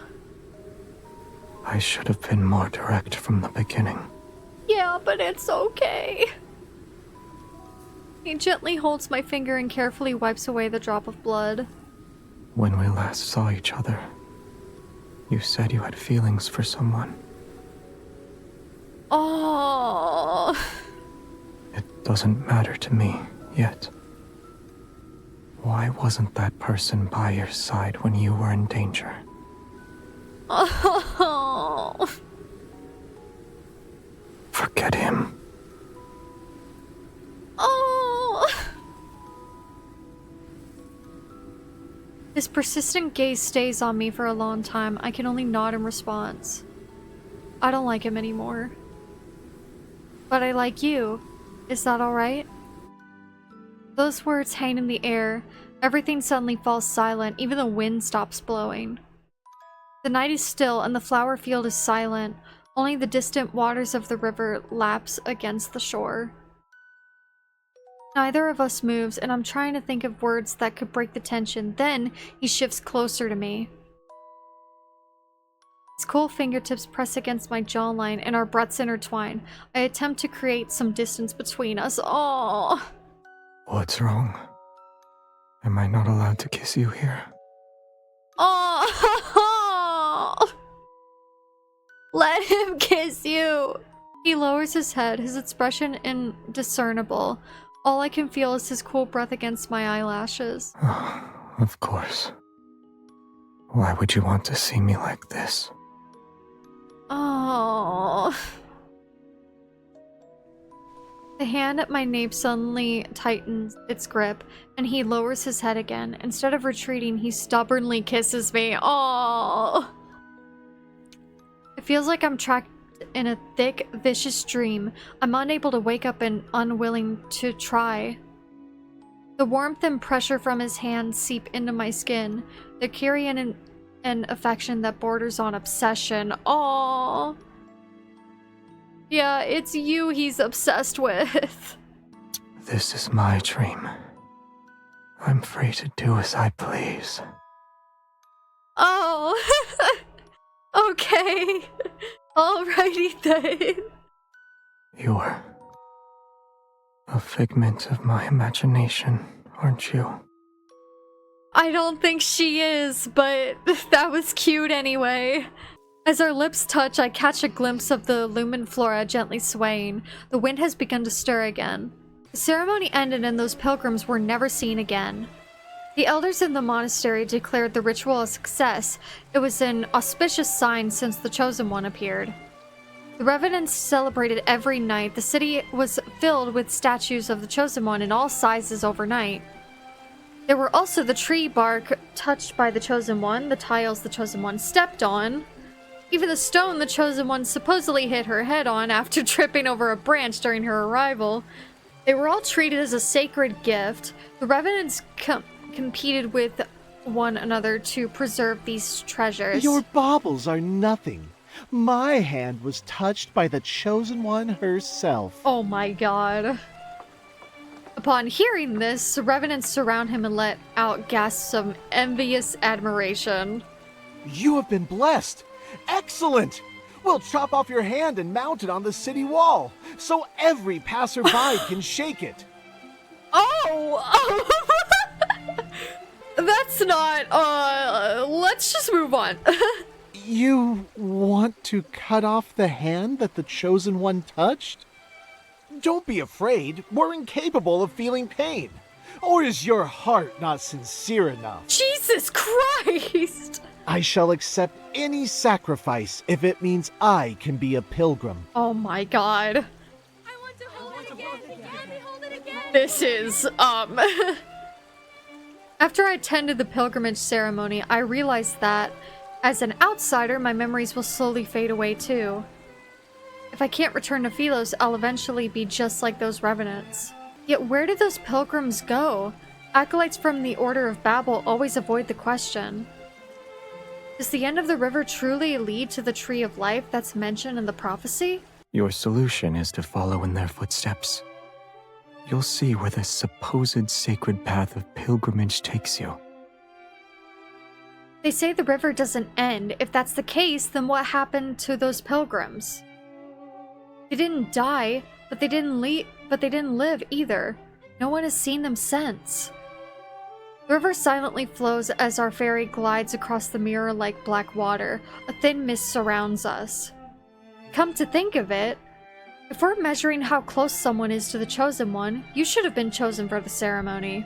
I'm honored.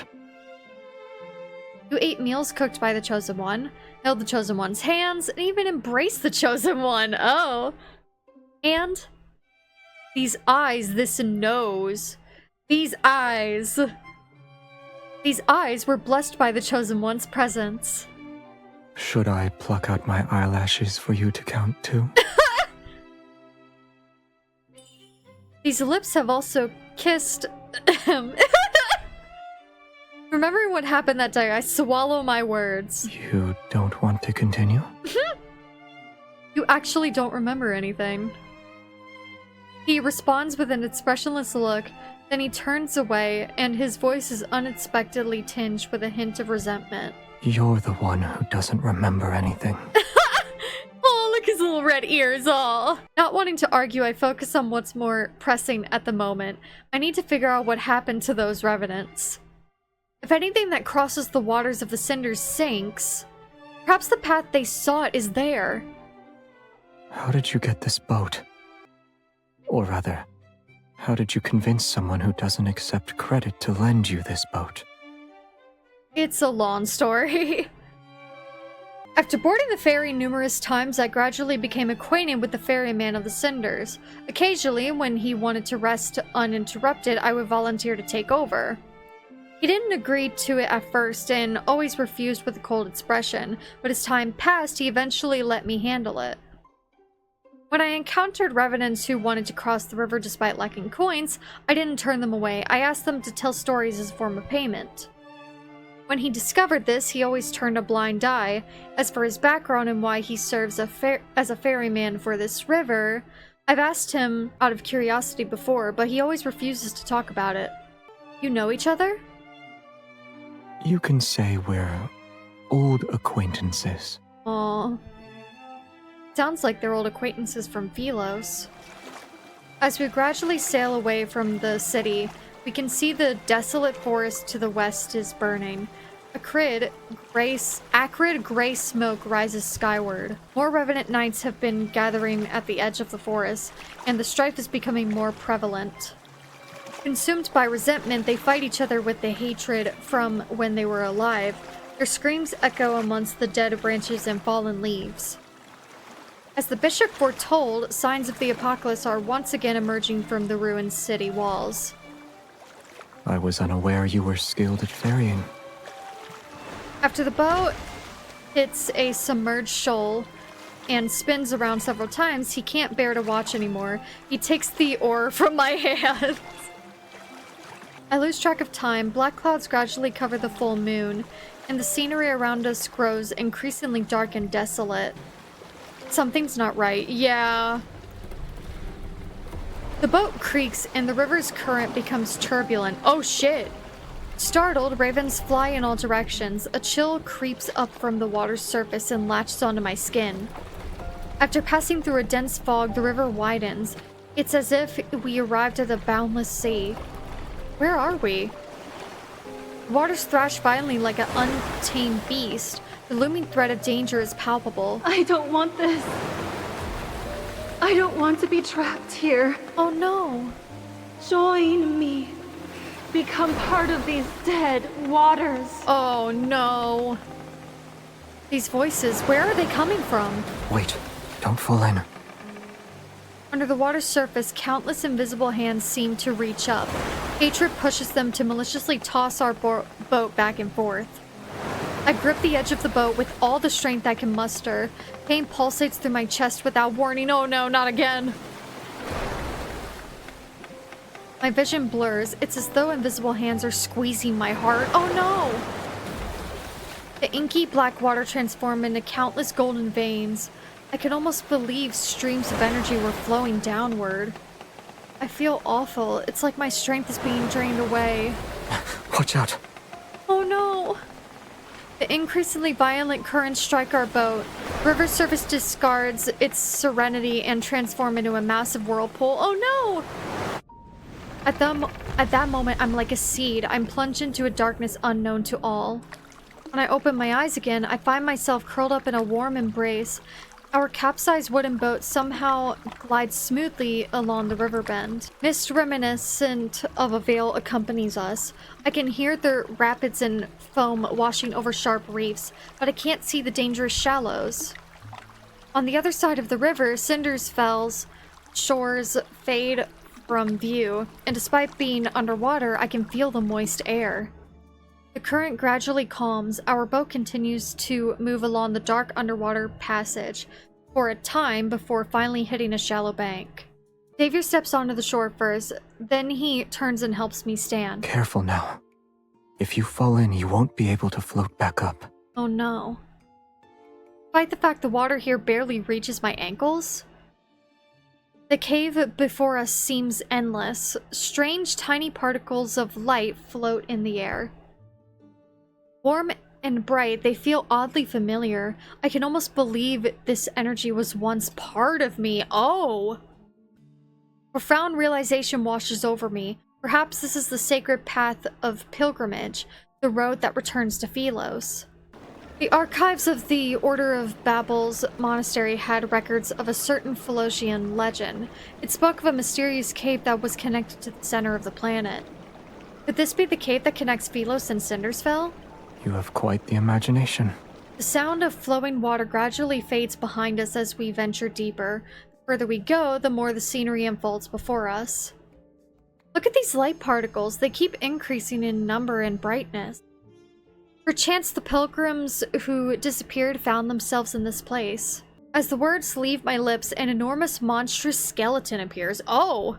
Bodies lie on the shore. They're still frozen in the position they were in for their final moments. Oh, these monsters. They're wanderers. Oh! These creatures once roamed Philos before it was destroyed. The gleam of a blade flashes and the bone-white remains dissolve into energy particles. They were devoured by those monsters before they could escape. Oh no. You know something, yet you're unwilling to share it. Remains silent before turning away, his cloak billows out behind him. If we could actually return to Philos, what will you do, aside from finding your name? I haven't thought about it yet. Is there anything you'd like to do for you? Should I meet with someone on your behalf? No. The path splits in two, and for some reason I can sense the energy emanating from deep within the cave. I take his hand and keep walking. We need to discuss a certain matter. When I return to Philos and rebuild it, I promise to fairly evaluate your merits and shortcomings. I'll start with revising the historical texts. The historians abandoned their duties and wrote pure fantasies. And then? I'll traverse the starry sea. I'll ascend the throne. Oh, this is an interesting choice. Okay. I don't think saying I'll ascend the throne is a good choice. So I kind of want to say I'll traverse the starry sea. I'll traverse the starry sea and visit every place the traveling bards sing of in their songs. I'll be like these specks of light. They emit a faint glow, yet they can drift to distant places. That sounds wonderful. If the worst happens, As in, I can't find anyone who remembers me and I'm unable to stay in Philos. Staying with you would be nice. I keep those words to myself as I look at him. It's all right. Aww. The starry cosmos has many places you could visit. Take, for example, a beautiful little planet. Aww. I hear strange clicking beneath our feet. We look down at the same time. There's a deathly pale wrist encased in crystals. Oh. Akin to veins, dark red vines are wrapped around a rib cage. Delicate roots of eerie flowers penetrate hollow eye sockets. That's... Look over there. What happened? In the distance, a twisted tree looms. Is that the tree of life that they were talking about? It isn't a real tree, but one formed by countless crystallized skeletons. They're stacked and entangled with one another. Oh! Their twisted forms are similar, for they step on those beneath them in a futile attempt to reach for something on high. Oh no. Thin vines ensnare the crystallized remains. Together, they form a thick, trunk-like structure that's deeply embedded in the planet. That's...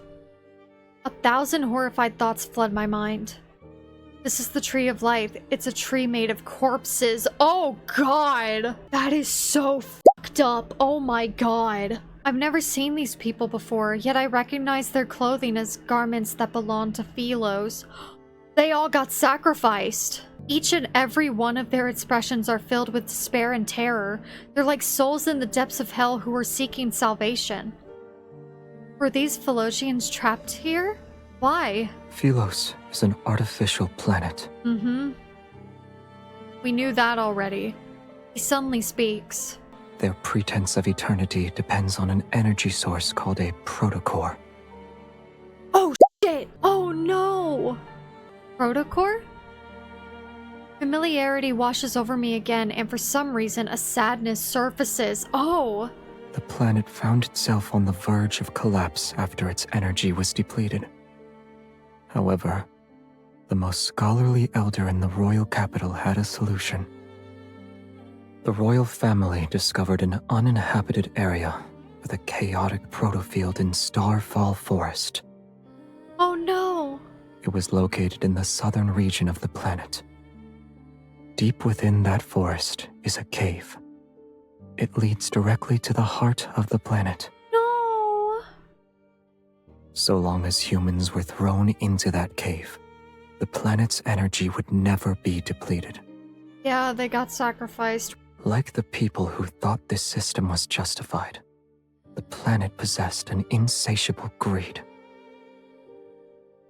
He looks at those crystals that can no longer be called human. They're the victims who were used as fuel. Yeah, they were used as fuel to keep the planet going. Oh, that's so f***ed up. Did anyone escape and live to tell the tale? I look at Xavier, but I already know the answer in my heart. Yeah, it's you. No. Oh, never mind. He starts walking again, moving past the tree as he continues forward. Those who defied orders and went to investigate disappeared after entering the cave. Number of sacrifices required inevitably increased. No one would willingly sacrifice themselves for the planet unless there was a good reason. Thus, the royal family came up with a plan to cover up their crimes. They no longer kept the sacrifices secret. They used honor to disguise it and called it a pilgrimage. Ah. To maintain a false eternity, they needed to weave lies one after another. Every member of the royal family had to bear the burden of perpetuating these lies. You were the one who ended it. He shakes his head. Ironically, the one who did that wasn't even remembered. Yeah, it's you. Although our surroundings are quiet, I can almost hear everyone's desperate cries for help as they face death. Now you know the truth. Do you still consider Philos your homeland? The chosen one! My lady! My footsteps falter. I look down and I'm greeted by eyes filled with absolute terror. That outfit. He's a pilgrim from that day. Tiny crystals, seemingly alive, spread from the youth's palm. The pilgrimage is a lie. It will never lead us to Philos, or a source of nourishment for the cinders. The waters, they grow without end. Only then will it reveal the true path. You are the last one it needs, my lady. Oh no. You can lead us back to Philos, yes? My lady?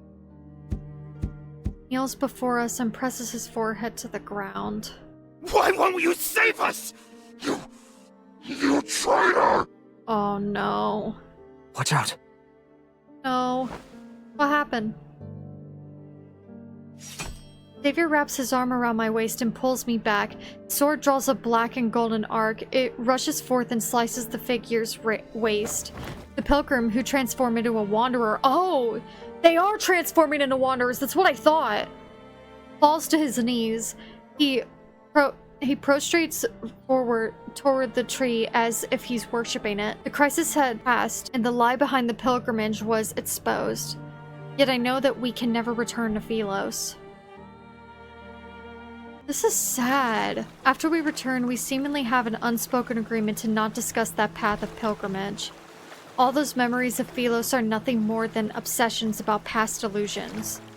Was I one of those sacrifices? Yes. Yes, you were. And if I was necessary, then no one remembered me. Yet after learning all this, I surprisingly find myself at ease. Have you thought about your plans for the future?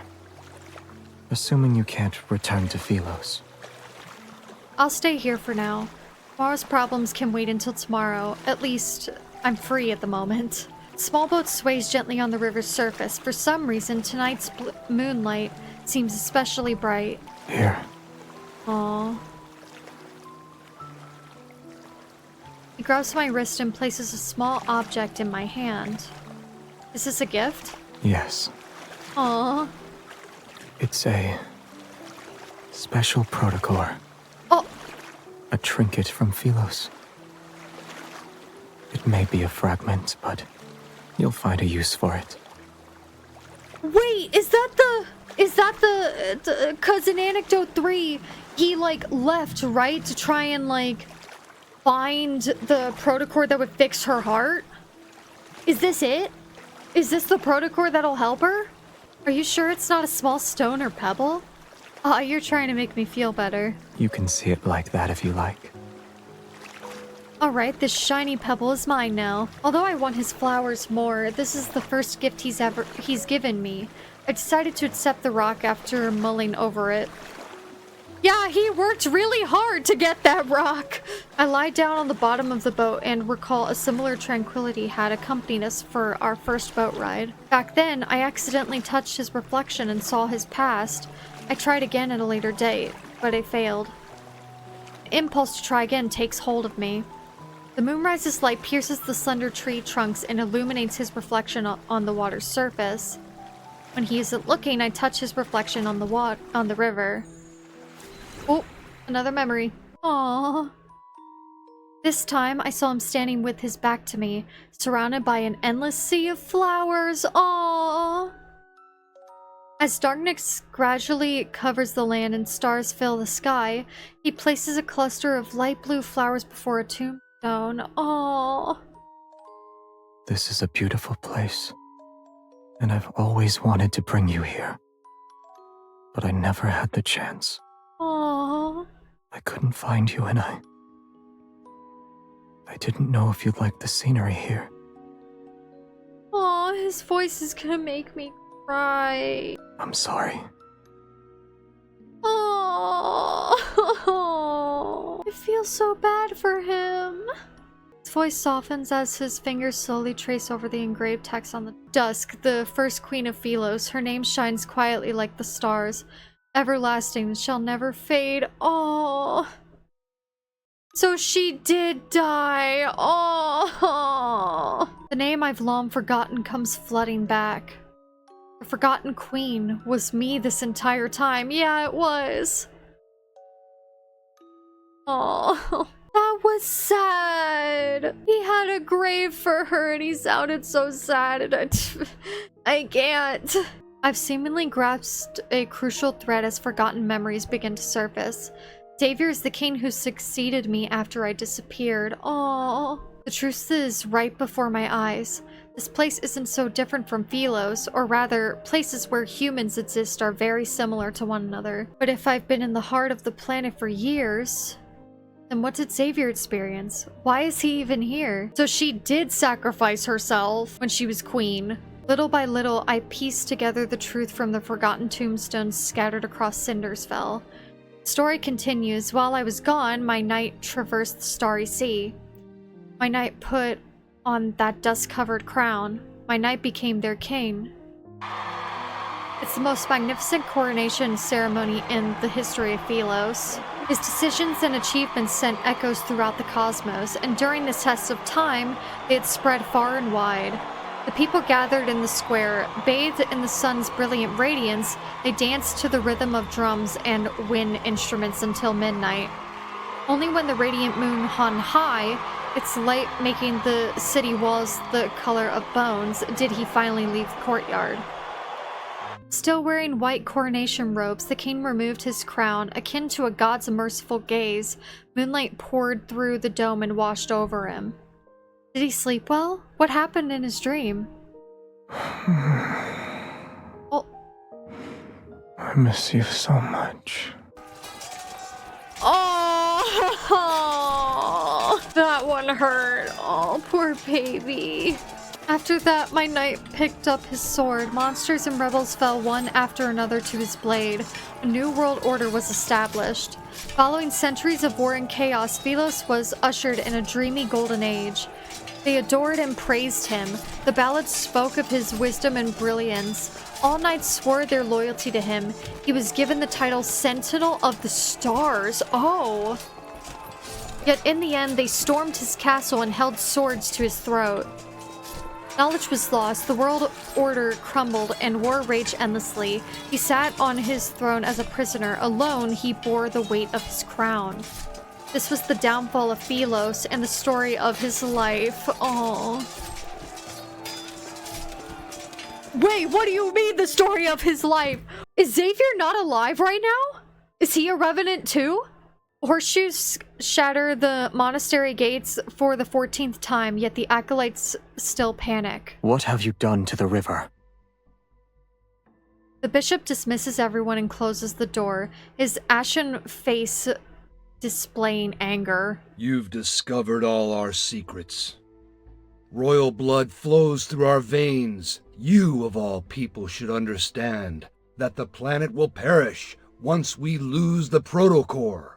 The people of Philos will be unable to achieve eternity. Whether it's in the Philos of a bygone era or this city, the answer is still the same. The waters of the cinders and the planet's core can open the gateway to Philos, so long as they're nourished, of course. Whether it's these revenants or our queen, they're all... Hasn't your tongue done enough lapping? Damn! You want to kill me? I think he does, yeah! The guilty must atone for their sins. The tip of a sword is pressed against the bishop's throat. He steps back and looks up to meet a cold, stern gaze. Have we truly sinned? You dare to claim the kings of Philos were free of sin? Those moronic subjects were asleep. They were obedient. And they wouldn't scream a thing. Oh, shit. But you woke them up and told them there were no deities to look up to and no roads forward. Don't you deserve death? Open your eyes. The chance to save Philos is within our grasp, and yet you want to destroy it again. Because he doesn't want you to sacrifice her, that's why. The planet can die. Let it all return to naught. Damn! Oh my god, that was such a hard line! You go, Xavier, you tell him. Yeah, I'm fully with Xavier here. Like, sacrificing people for that type of shit is wrong. Like, no, let's not. A world that can only survive through sacrifice should have never existed in the first place. Yup, I'm with you, Xavier. You tell him. You can't bear to see her die again. That queen you failed to protect. You shouldn't have brought that up. Her heart nourishes those poor revenants in the river, and it's our most precious sacrifice to the heart of the planet. If we throw her into the cinders before the last full moon, we can return to Philos once more. So many have already been sacrificed. She's been sacrificed once before. What's wrong with sacrificing her again? A lot of things. You were the crown prince of Philos. I'll let you be the king. Oh, shit. Your tired rhetoric never changes. This time, we'll find out if it's your call or mine. Damn, okay. The planet needs nourishment if it is to survive. Both you and her are suitable for that role. Wait. Rewind back. He said both you and her are suitable for that role. So Xavier can be sacrificed too? What? I'm so confused. If you want her to live, you know the price you must pay. Moonlight bathes the forest in a silver-gray hue. Some windows in the distant city remain brightly lit. This is the first time he stopped to listen to the Revenant's songs ever since this false world came into existence. There is a god out there, please hear my wish. May my death not be meaningless. Should our prayers be answered, we willingly surrender our freedom to a false faith. Night falls, and the Revenant's hymns tremble with the rustling leaves. Moonlight appears dimmer compared to before. In the garden, that single wavy-leaf sea lavender remains exposed under the moon. A lot of time has passed, yet the flower still hasn't bloomed. Yes. Is it because there's no light? He nods. It needs to be somewhere with light. Is your horse truly nameless? He thinks for a few seconds, and his voice is certain this time. Shadowbind. Shadowbind! Oh, I love that for a horse. I only thought of it now. Aww. With a new name, Shadowbind tosses his head and neighs loudly. Aww. I try to stroke his mane. He nuzzles my palm this time. Aww. After our first horseback ride, he disappeared because he was tired. Aww, poor horse. Do you want him to take you on another ride along the riverside? I accept his offer, and so we leave the castle. With Moonlight as our guide, Shadowbind brings us down the mountain. Yay, another ride with Shadowbind! The castle and mountains disappear behind us. Wind races through our hair and dry branches sweep past our ears. We ride past burial grounds and abandoned cities. Fireflies sparkle between blades of grass, and the frost-white mountain paths wind beneath us under the moon. Shackles, boundaries, cities, and fate itself are left behind in this rush of wind. We race into the night as it deepens and charge toward the boundless horizon. We pull Shadowbind's reins as the moon rises. We sit side by side in a field of flowers near the riverside. I tear blades of grass into pieces and drop them into the water one by one. Some sink and others are blown away by the wind. When he notices I've entangled the ends of his hair around a flower's stem, he doesn't get angry. He slowly untangles it instead. A moment later, he plucks a blade of grass and tickles my cheek with it as if to punish me. Aww. He takes my wrist and puts a small bracelet woven with luminflora on it. It's tight. Are you afraid I'll get lost? Yes. Aww. The mountain wind is cold. The stream's water and moonlight spread out to create a silvery gray glow that rests on his shoulders. My eyes are half closed when I rest my head on his lap. It's so comfortable that I almost fall asleep. Who are you planning to give that flower to? You. Aww. I froze for a second. I hadn't told him my memories were coming back, but a thought started to form. Maybe Xavier had known who I was all along. Yeah, he did. Maybe I didn't know why he kept it from me, or what he'd really been through after I left. The past was like those rusted swords hidden in the flowers, left behind and forgotten. I remember the sword he once wielded was reminiscent of Moonlight. It's just like him. You know how to use a certain kind of sword, Xavier? Why do you ask? I grab 2 rusty swords from the grass and toss one to him. It's nothing. I realize we haven't sparred once. Using identical swords makes our duel fair. All right. First move, second move. Your strikes are too slow. Oh. You can teach us how to fight. Yet I still managed to block your attack. 10th move, 20th move. These techniques are all too familiar. He extends his fingers, slides his hand down along my blade, and strikes my wrist. A tingling numbness shoots through my wrist and I almost drop my sword. You! Stay focused when you spar.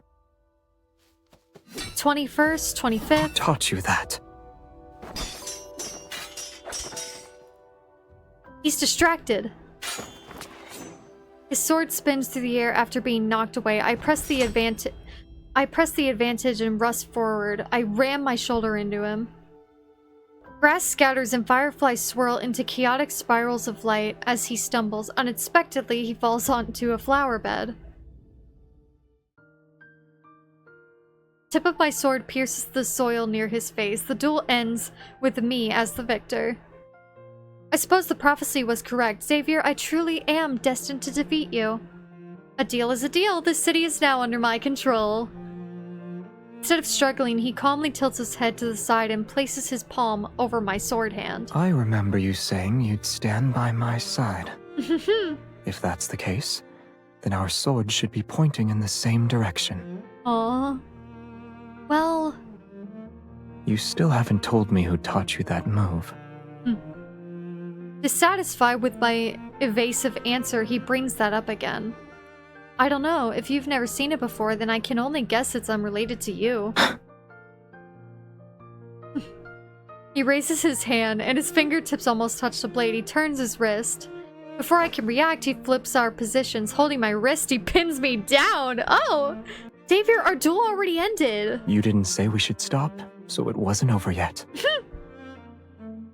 Instead of backing away, he leans in. His nose almost brushes against my face. I taught you that move.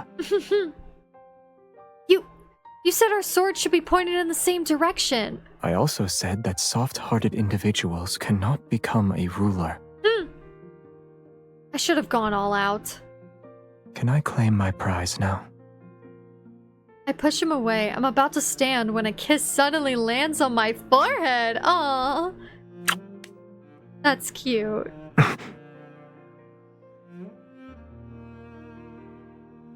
You'll hit me if I do that? I'll do it more often then. I won't fight back. That's cute. On the way back, he carried me on his back in silence, his figure seeming to hold up the entire night around us. He's willing to tell me stories about his past this time. So, how wonderful was this forgotten queen? Very. Maybe you're the only one who thinks so. Many of Philos's myths and stories exist because of her. She issued an order that forbade anyone from entering that man-eating forest. She offended the entire Council of Elders. Sacrificing yourself is a simple matter. Bearing condemnation while walking into darkness is not. Perhaps the Mad King who's condemned by all is the person who can save Philos. Remembering the rumors I'd heard from those little revenants, I gently tapped him on the shoulder. A book said he refused every marriage proposal sent his way. Is that true? What do you think? Yeah. Holding back a smile, I run my fingers through his hair. I mess it up before slowly combing my fingers through it to make it neat again. If this tree of life doesn't exist, will all of us be unable to return? I catch a glimpse of fleeting sadness in his eyes for a moment. Aww. If everything must fade away, then I wish I could stay in this moment forever. I have a feeling I know how this is gonna end. We return to my room after walking through the moonlit corridor. The firelight gradually dims, its last embers casting a gentle glow on his peaceful expression. He leans down and kisses my forehead once more. Aww. Don't overthink it. Rest. You'll feel better soon enough. Aww. And when you open your eyes, you might realize this was all just a dream. Aww. My eyelids feel as heavy as lead. I'm sleepy, yet why isn't Xavier going to bed? Has he never felt exhaustion before? Good night, I'll see you tomorrow. Yes, we'll see each other tomorrow. Oh. I recognized you the moment I saw you. When you return to Philos and see I'm not there, will you be angry that I deceived you again? Oh, I know what he's gonna do. He's gonna sacrifice himself so she doesn't have to. There's a spaceship docked at the northern edge of Starfall Forest. It should still be working. Oh. Coordinates have already been inputted into the navigation system. You can leave if you want. It'll take you to that beautiful little planet. Oh, that's so sad. When I wake up again, I feel a boat swaying beneath me. I'm alone. Elderly ferryman sits at the stern. There's a dull ache in my heart, and my memory is a blur. I don't know who I am or where I came from. No! I look around. The river, cave, rocky shores. Everything is unfamiliar to me. Where am I? Who are you? I look at the ferryman. I feel like I know him, but I can't remember who he is. Once you cross the boundary between life and death, the rest of the journey is yours to walk alone. Oh no. For some reason, I'm clutching an oddly shaped fragment. It emits a faint glow and responds to the energy flowing from my heart. Boat enters a narrow cave passage. The sound of water droplets echoes and strikes my ears. For long, the boat gently runs aground. It rests at the shore before a hazy halo of light. Everything is immersed in this soft, gentle radiance. Motionless, I stand where I am. I cannot suppress the feeling that behind the light lies an invisible force. It's drawing me in. The faint sound of the wind approaches from a distance as if it's coming from the entrance to another world. Respond. What is going on? When my palm touches that light, a blinding radiance surges like the tide to engulf me. Oh. That's beautiful. Oh my god. Is that the real tree of life? When I open my eyes again, I find myself in an unknown place. There is no sky above and no earth under me. The world floats in a sea of consciousness. The air is moist and seemingly flowing with life. I can almost believe I'm positioned at the end of a circulatory system that's making its way back around. What is that? Countless fine veins of light extend from a main trunk, their rhythmic flow resembling the breathing of a large organism. It's a beautiful, enormous tree. It's the tree of life. Go a little further ahead, and you can return to where everything began. What? The tree is talking. Who are you? Our fates are similar, and yet they are different. Okay. I sensed your presence when you entered the heart of the planet. Oh. The heart of the planet? I feel like I know that place very well. You must be feeling very confused right now. I am, actually. Wherever there is light, the shadow must follow. and together they'll coexist. Likewise, Cindersfell is the shadow of Philos. Oh! So... is Cindersfell like the afterlife? Kind of? In a way? It is also a failed possibility that continues to expand. Oh no. So Cindersfell is heading towards its destruction too? Why am I here then? Just like how you saved Philos, you possess the power to save the city of Revenants. Oh. Old memories wash over me. I sat on the throne and waited for a long, long time, but my knight never returned to me. They told me the only way to save this planet is for me to walk into the heart of the planet. But if I willingly became nourishment for Philos, then why do I still feel pain and loneliness? Was I not prepared to be sacrificed? Was I waiting for someone to find me? But this time, I refused to repeat the same mistake. I refused to be Philos' salvation, and I refuse to be everyone's hope. The Chosen One is nothing more than a tool for selfish people who want to keep their immortality. Be it in Philos or in the city of Revenants, it's all the same. You are correct. Philos' destruction cannot be prevented. I figured as much. There was once a king. When he was still a knight, he reached the same conclusion. To truly save those trapped in eternity, one must return to the correct divergence point and create new possibilities. The current Cindersfell is but a false branch. It's a tributary destined to run dry. It's a false branch of time, pretty much, is what I'm gathering? Oh, so does that confirm that most of this stuff that has happened in the story so far is a certain, like, branch in time? So, like, it's just, like, a false branch? Kind of like, you know how, like, in Loki? Oh, wait, this is very similar to Loki, now that I think about it. So, like, in the show Loki, spoilers if you haven't seen Loki, but, there's, like, the sacred timeline, and all the other timelines are pretty much, like, the false timelines, and they gotta get rid of them. So is that kind of like this in a way? Are you talking about going back in time? When is the correct divergence point? She lets out a soft sigh. The two of you chose different methods to save the planet. Neither was right nor wrong. But salvation should never be achieved through sacrifice. Yeah. The path of backtracking is dangerous. Success is far from guaranteed.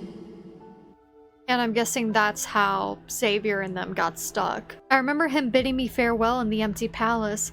His only figure walked away from the royal court. From that moment, the two of us and the planet we inhabited created different tributaries of fate. The ether core within you shares the same origin as this planet. Its power is from the depths of the cosmos. Oh my god! In the main story update, the recent one, it was revealed that MC pretty much is a planet. Like, she pretty much possesses the same powers as a planet because of the ether core inside her. It had another name for it, but I cannot remember it right now for the life of me. That's interesting that... Wait, let me read that again. I don't think I caught that. The ether core within you shares the same origin as this planet. Its power is from the depths of the cosmos. No, yeah, that was mentioned in the main story. Okay. The protocore will mend the fractures in this world and allow that eternal city to become a reality. Oh. Before its power is depleted, it can grant you one last choice. You can return to the divergence point he created, or remain in this false Philos. So this is kind of like a limbo right now. Everything is in your hands this time. However, I must warn you, if you choose to return to the past, this world will immediately collapse. Oh. Philos' fate might find a new hope, or it will march toward irreversible destruction once more.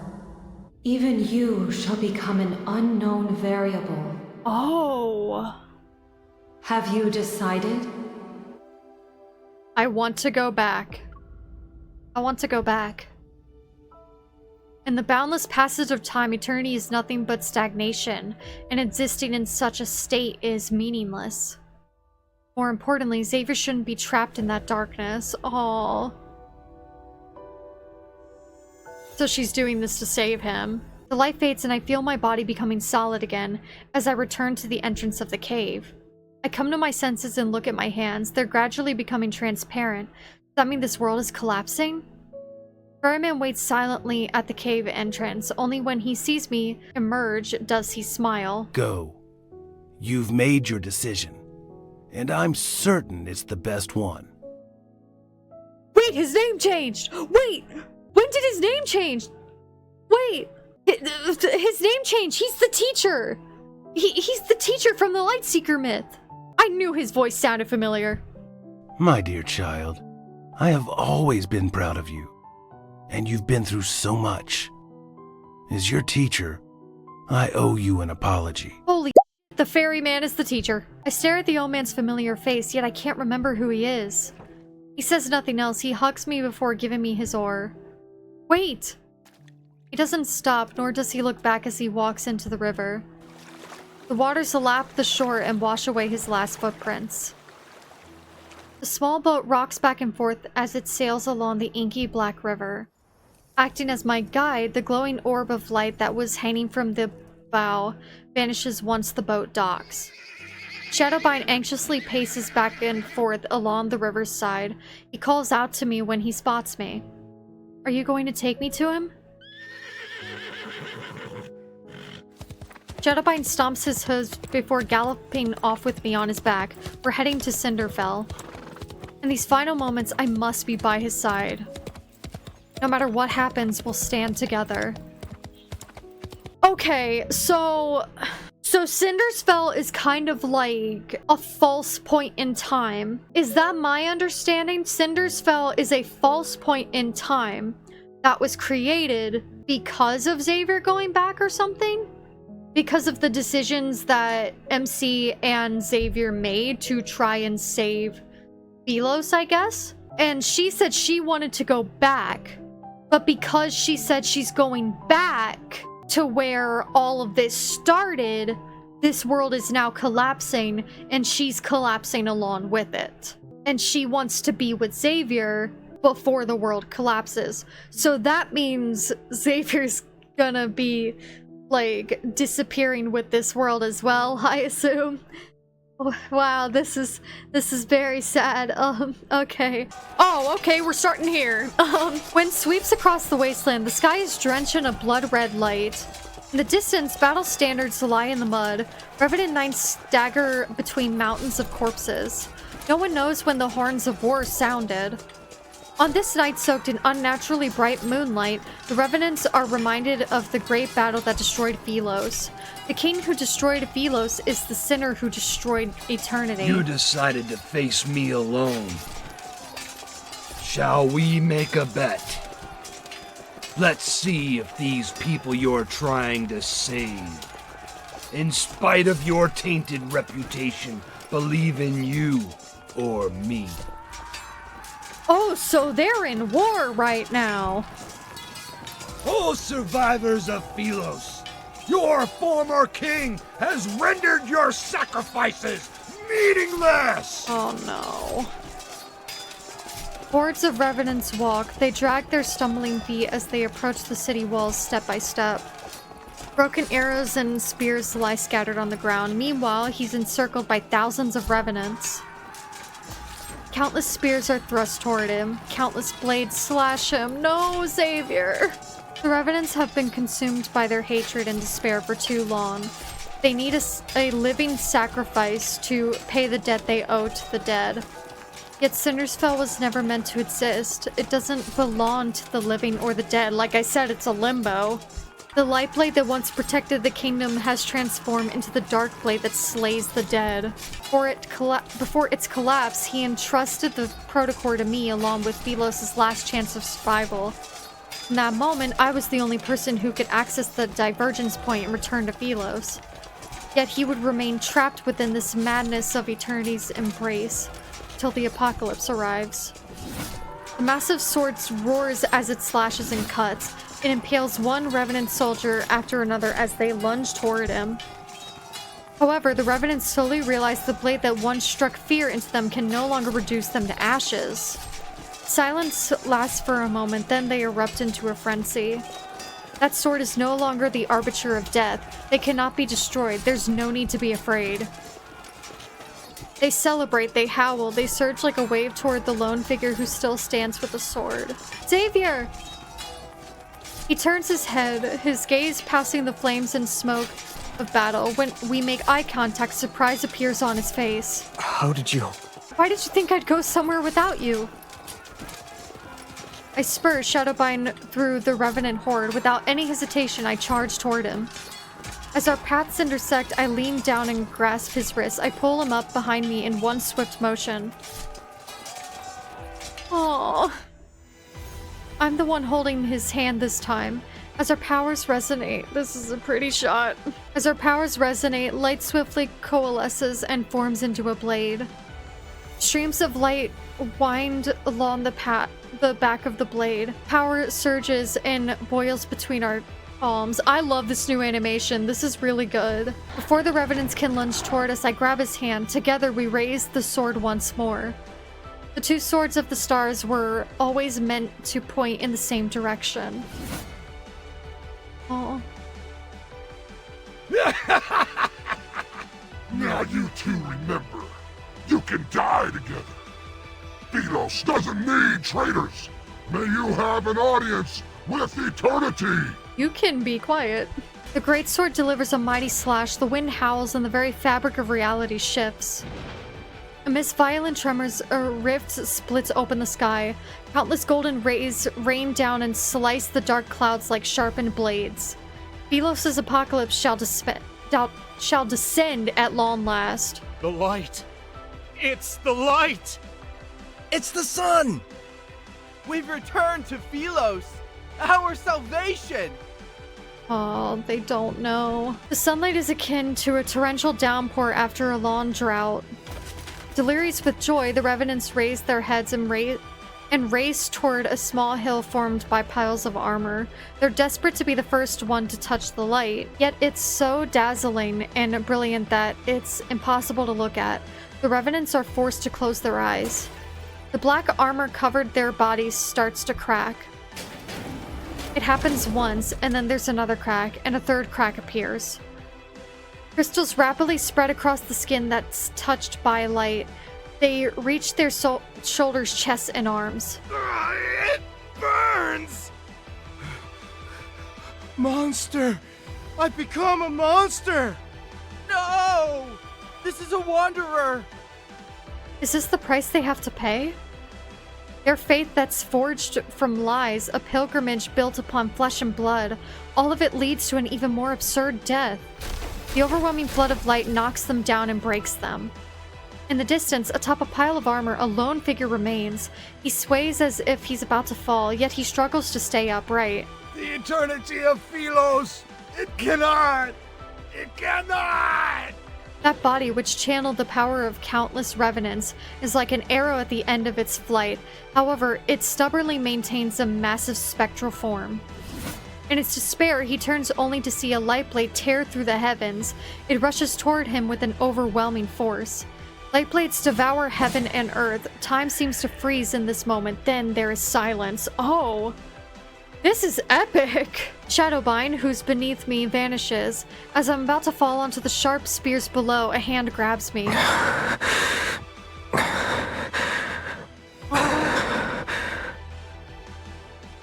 Xavier! The radiance of the sun and the moon emanates from his body, yet the heavy blade in his hand can no longer be lifted. Oh. The world falls into silence, only he and I remain. He kneels beside me, he silently looks at me.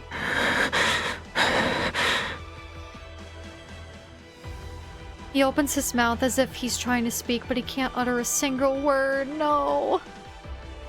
I realize it's the first time he said my name since I arrived in this world. It's been a long time. Oh. He wipes away the tears from the corner of my eye. Yeah, tears are forming, soaked. Yet more replace them at a quickening rate.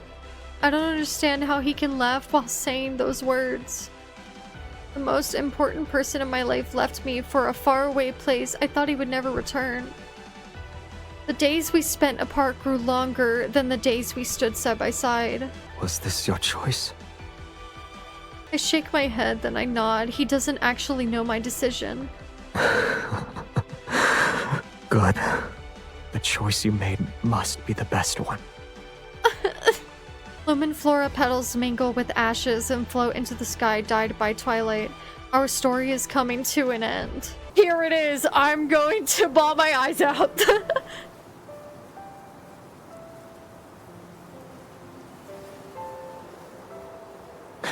You said my shoulder was cold and a hard pillow, and yet you slept for so long.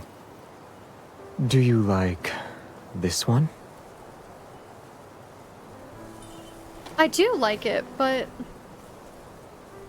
on guard. You have a unique way of showing affection. I'm just testing how it feels in this moment. This is so cute, but I have a bad feeling.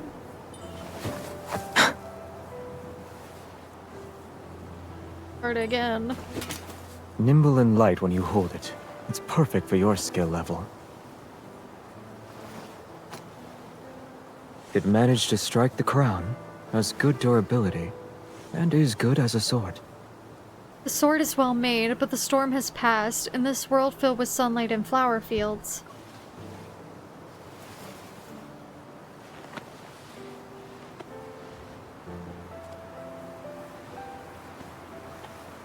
We don't need it. Looks like you've been enchanted. You miss it already? Of course not.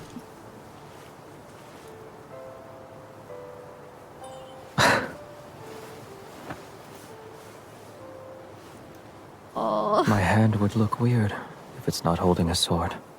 But now, you gave me the best answer.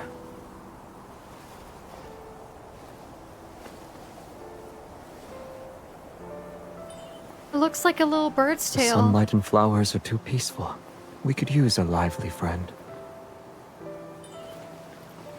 If we only had one bird, it might fly away when it's too energetic.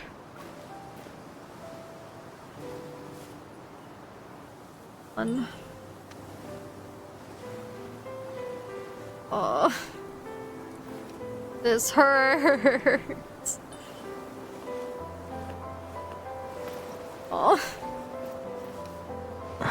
I didn't get to read it, I'm sorry. When there's two of them, they'll be attached to each other. Oh.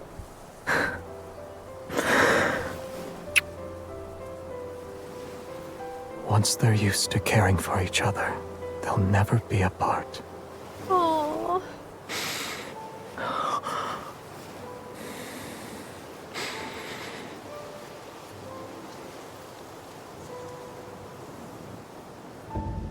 Yep. I was wondering when it was gonna hit. Oh, I can tell he's just struggling to keep his eyes open, and it's making me so sad. Oh my god.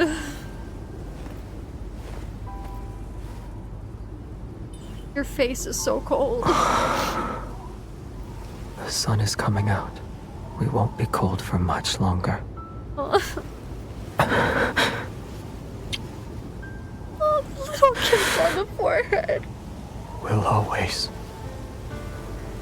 be together.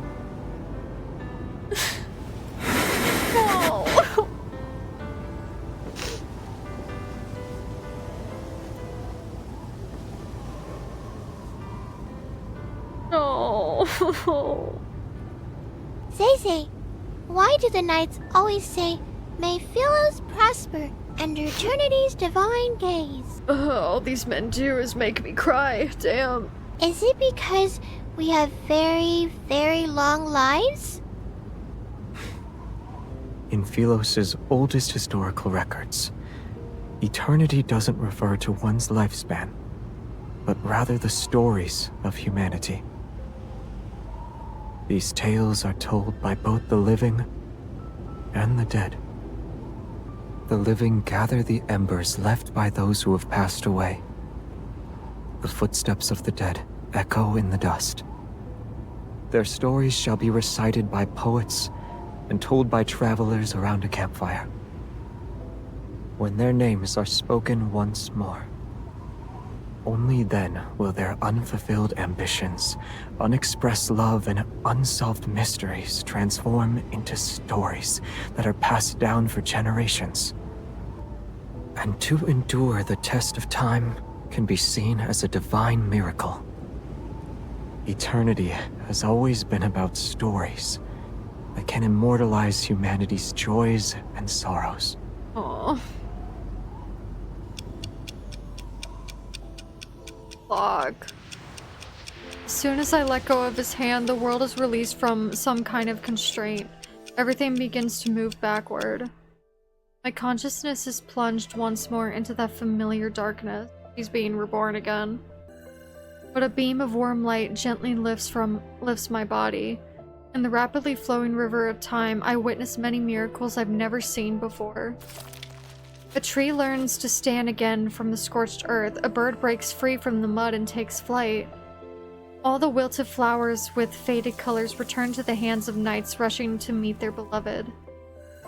Tiny life regrows in the magnificent tapestry of fate. Time radiates outward with countless pathways leading back to the past, until everything slows down once more. At the very last moment, I hear a gentle voice speak. Thank you for choosing him. Aww. Move forward. Royal Capital Lawns, spring. Oh. Outside the castle, the sky is clear and the air is crisp. The surrounding landscape sits in silence. The skylark's song drifts down from above. This day is no different from yesterday, just like countless other days that have slipped away in Philos. Yeah, she did go back. A small boy kneels amongst the wildflowers. He struggles to lift a sword that's taller than him. Is that baby Xavier? He went back all the way for baby Xavier. Oh my god, I'm gonna crash out. Oh, I was like, oh, this myth surely wouldn't be as sad as Raphael's. Nah, it's sad. It's fucking sad. You had a selection of weapons presented before you. Why did you choose the sword? It suits me. It is baby Xavier! Oh. Oh my god. Oh my god. Baby Xavier. He went all the way back with baby Xavier. Philos' royal family has always upheld a tradition of honing martial prowess. Throughout all his training, he showed a strong aptitude for swordsmanship. It's as if he was born with those nimble, graceful techniques already ingrained in his heart. In less than a month, he surpassed the older students who were training for a year. They say that once a knight takes the sword, they must shoulder the responsibility of protecting Philos. Wait, she sounds familiar. I just realized, is the Tree of Life Xavier's mom? Oh, I'm gonna cry more. Oh my god. She slightly bends down and looks into the child's somewhat bewildered eyes. She smiles while stroking his wind-tousled hair. Is that the kind of person you want to be? He follows his mother's gaze toward the corridor. It's lined with shining, golden portraits of past Philosian kings. Should I? He sounds so cute. Predetermined answers aren't what makes us human. It's about embarking on a journey to find answers, even when you already know them. Even I don't know what kind of person you should become. Where can I find that answer? Oh. She holds his hand for a moment, then she lets go and leans down to straighten his wind-ruffled collar. Go to the paths you've walked, the people you've met, and the very depths of your heart. The farther you travel on your journey, the closer you are to that answer. The young boy nods. He sort of understands. When that time comes, will I know why I'm supposed to wield a sword? Aww. Yes. Can I save these baby savior lines? I can! However, a sword is still a weapon. It can and will harm others. Knights wield swords for their king, and kings wield swords for their country. You shall have peace in your heart only when you wield your sword for the choices you've made of your own free will. Oh, there he is. Capital outskirts A summer. field trip to a nearby star system? Who came up with that excuse? He did. I did. All of us did. Oh.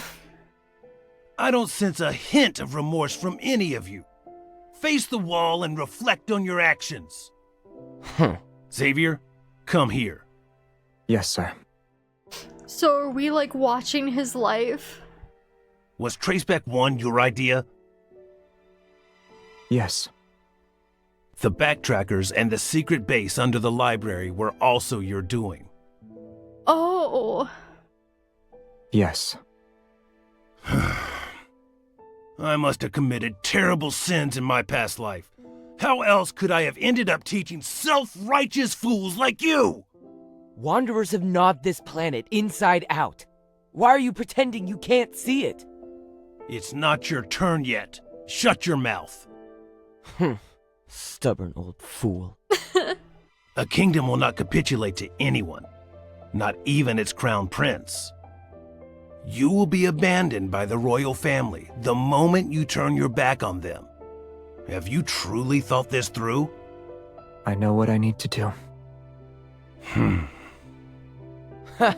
I guess Xavier thinks he's some kind of savior. You're only making these grand statements because you were born with wealth. This has nothing to do with you. You're jealous he's the crown prince while you're nothing but a forgotten hooligan from a branch Oh, I see. Is it because you lost to him today? Matters involving the royal family do not concern you, peasant. You have no right to criticize us. You... All of you are so... Can you put the arguments aside for once? Or am I the only one who actually wants to embark on this voyage? F you, Soren. Nearby, their friend looks down with a smile and records the upteenth quarrel among the backtrackers in a knight's handbook. Even when they first settled on this name, they were almost ready to brawl because they thought it wasn't catchy enough. Xavier looks into the distance. His thoughts drift to the spaces between the leaves where a small bird is sitting high above the branches. He feels as if the river of time that endlessly flows has come to a standstill. Chirping birds and the drifting clouds and the wind gently rustling treetops seemingly freeze.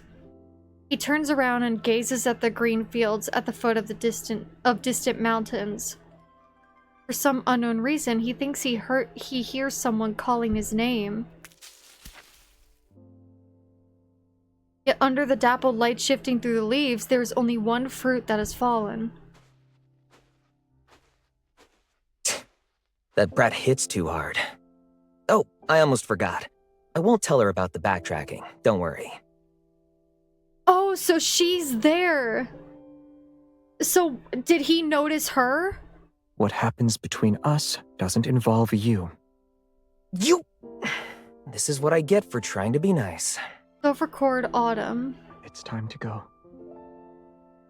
While I was resting in Silvercord, I heard them singing stories about you. Aww. You always worry that you aren't doing enough. But you're a good queen. You always will be. Aww. The eye again, feel. Traceback 2 is preparing for launch. we'll be traveling to a universe that remains unknown to us. Stars sweep past the window one by one. During a long voyage, most interstellar travelers choose to enter Slepen pods, only one does not. Although there are countless moments of lightning streaking across stardust, he sits alone in the cockpit. His thoughts are indiscernible. When passing a beautiful A-star cluster, he doesn't look back, while when passing a star that's about to be born, he doesn't look back. Passing the floating, faintly glowing dust in the cosmos, he still doesn't look back. The spacecraft finally passes through the long, seemingly endless deep space tunnel. It's akin to a river that flows forever. It carries him to an unknown destination. I assume this is him coming to current timeline MC, like main story, because the deep space tunnel is mentioned. But in the universe where time still has an end, he must have gone to where I am. Yeah, that is where he went.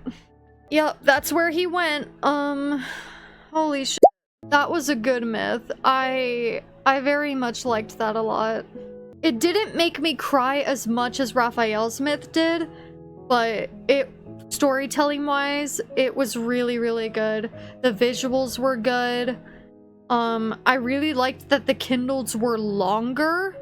At least I felt like the Kindles were longer. I don't know if it was really a difference or not, but yeah, I really enjoyed this myth. It was really good. There was some stuff I didn't understand, but I try and let me explain. Okay, so it's kind of like hard for me to understand stuff like right away.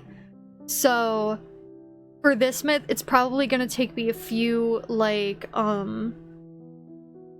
more like going through it and trying to discover the lore and stuff, because I have a very bad memory.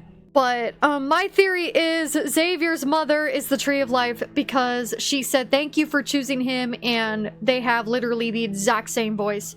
The fact that we went through all of time pretty much and saw Xavier grow up is amazing and is giving the time traveler's wife, and I really like it. I knew that he got lost in the deep space tunnel, or he went through the deep space tunnel, and that's where he ended up where she is, because she got reborn.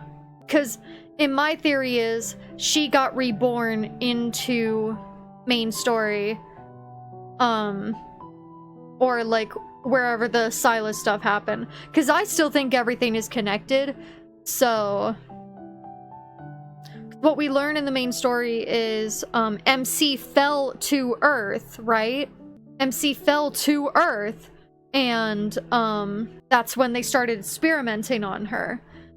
In the main story, I guess we all thought that like she got taken away or something from Silas's stuff, but I think this myth confirms that she got reborn directly after this myth, so it's Xavier's myth, because I still believe all of these are connected somehow, some way. But yeah, those are my theories. That was Where Stars Scatter, Xavier's new limited myth. It was really good. I really liked this one. I loved Xavier's design. I love that they're doing lawn hair design myths now.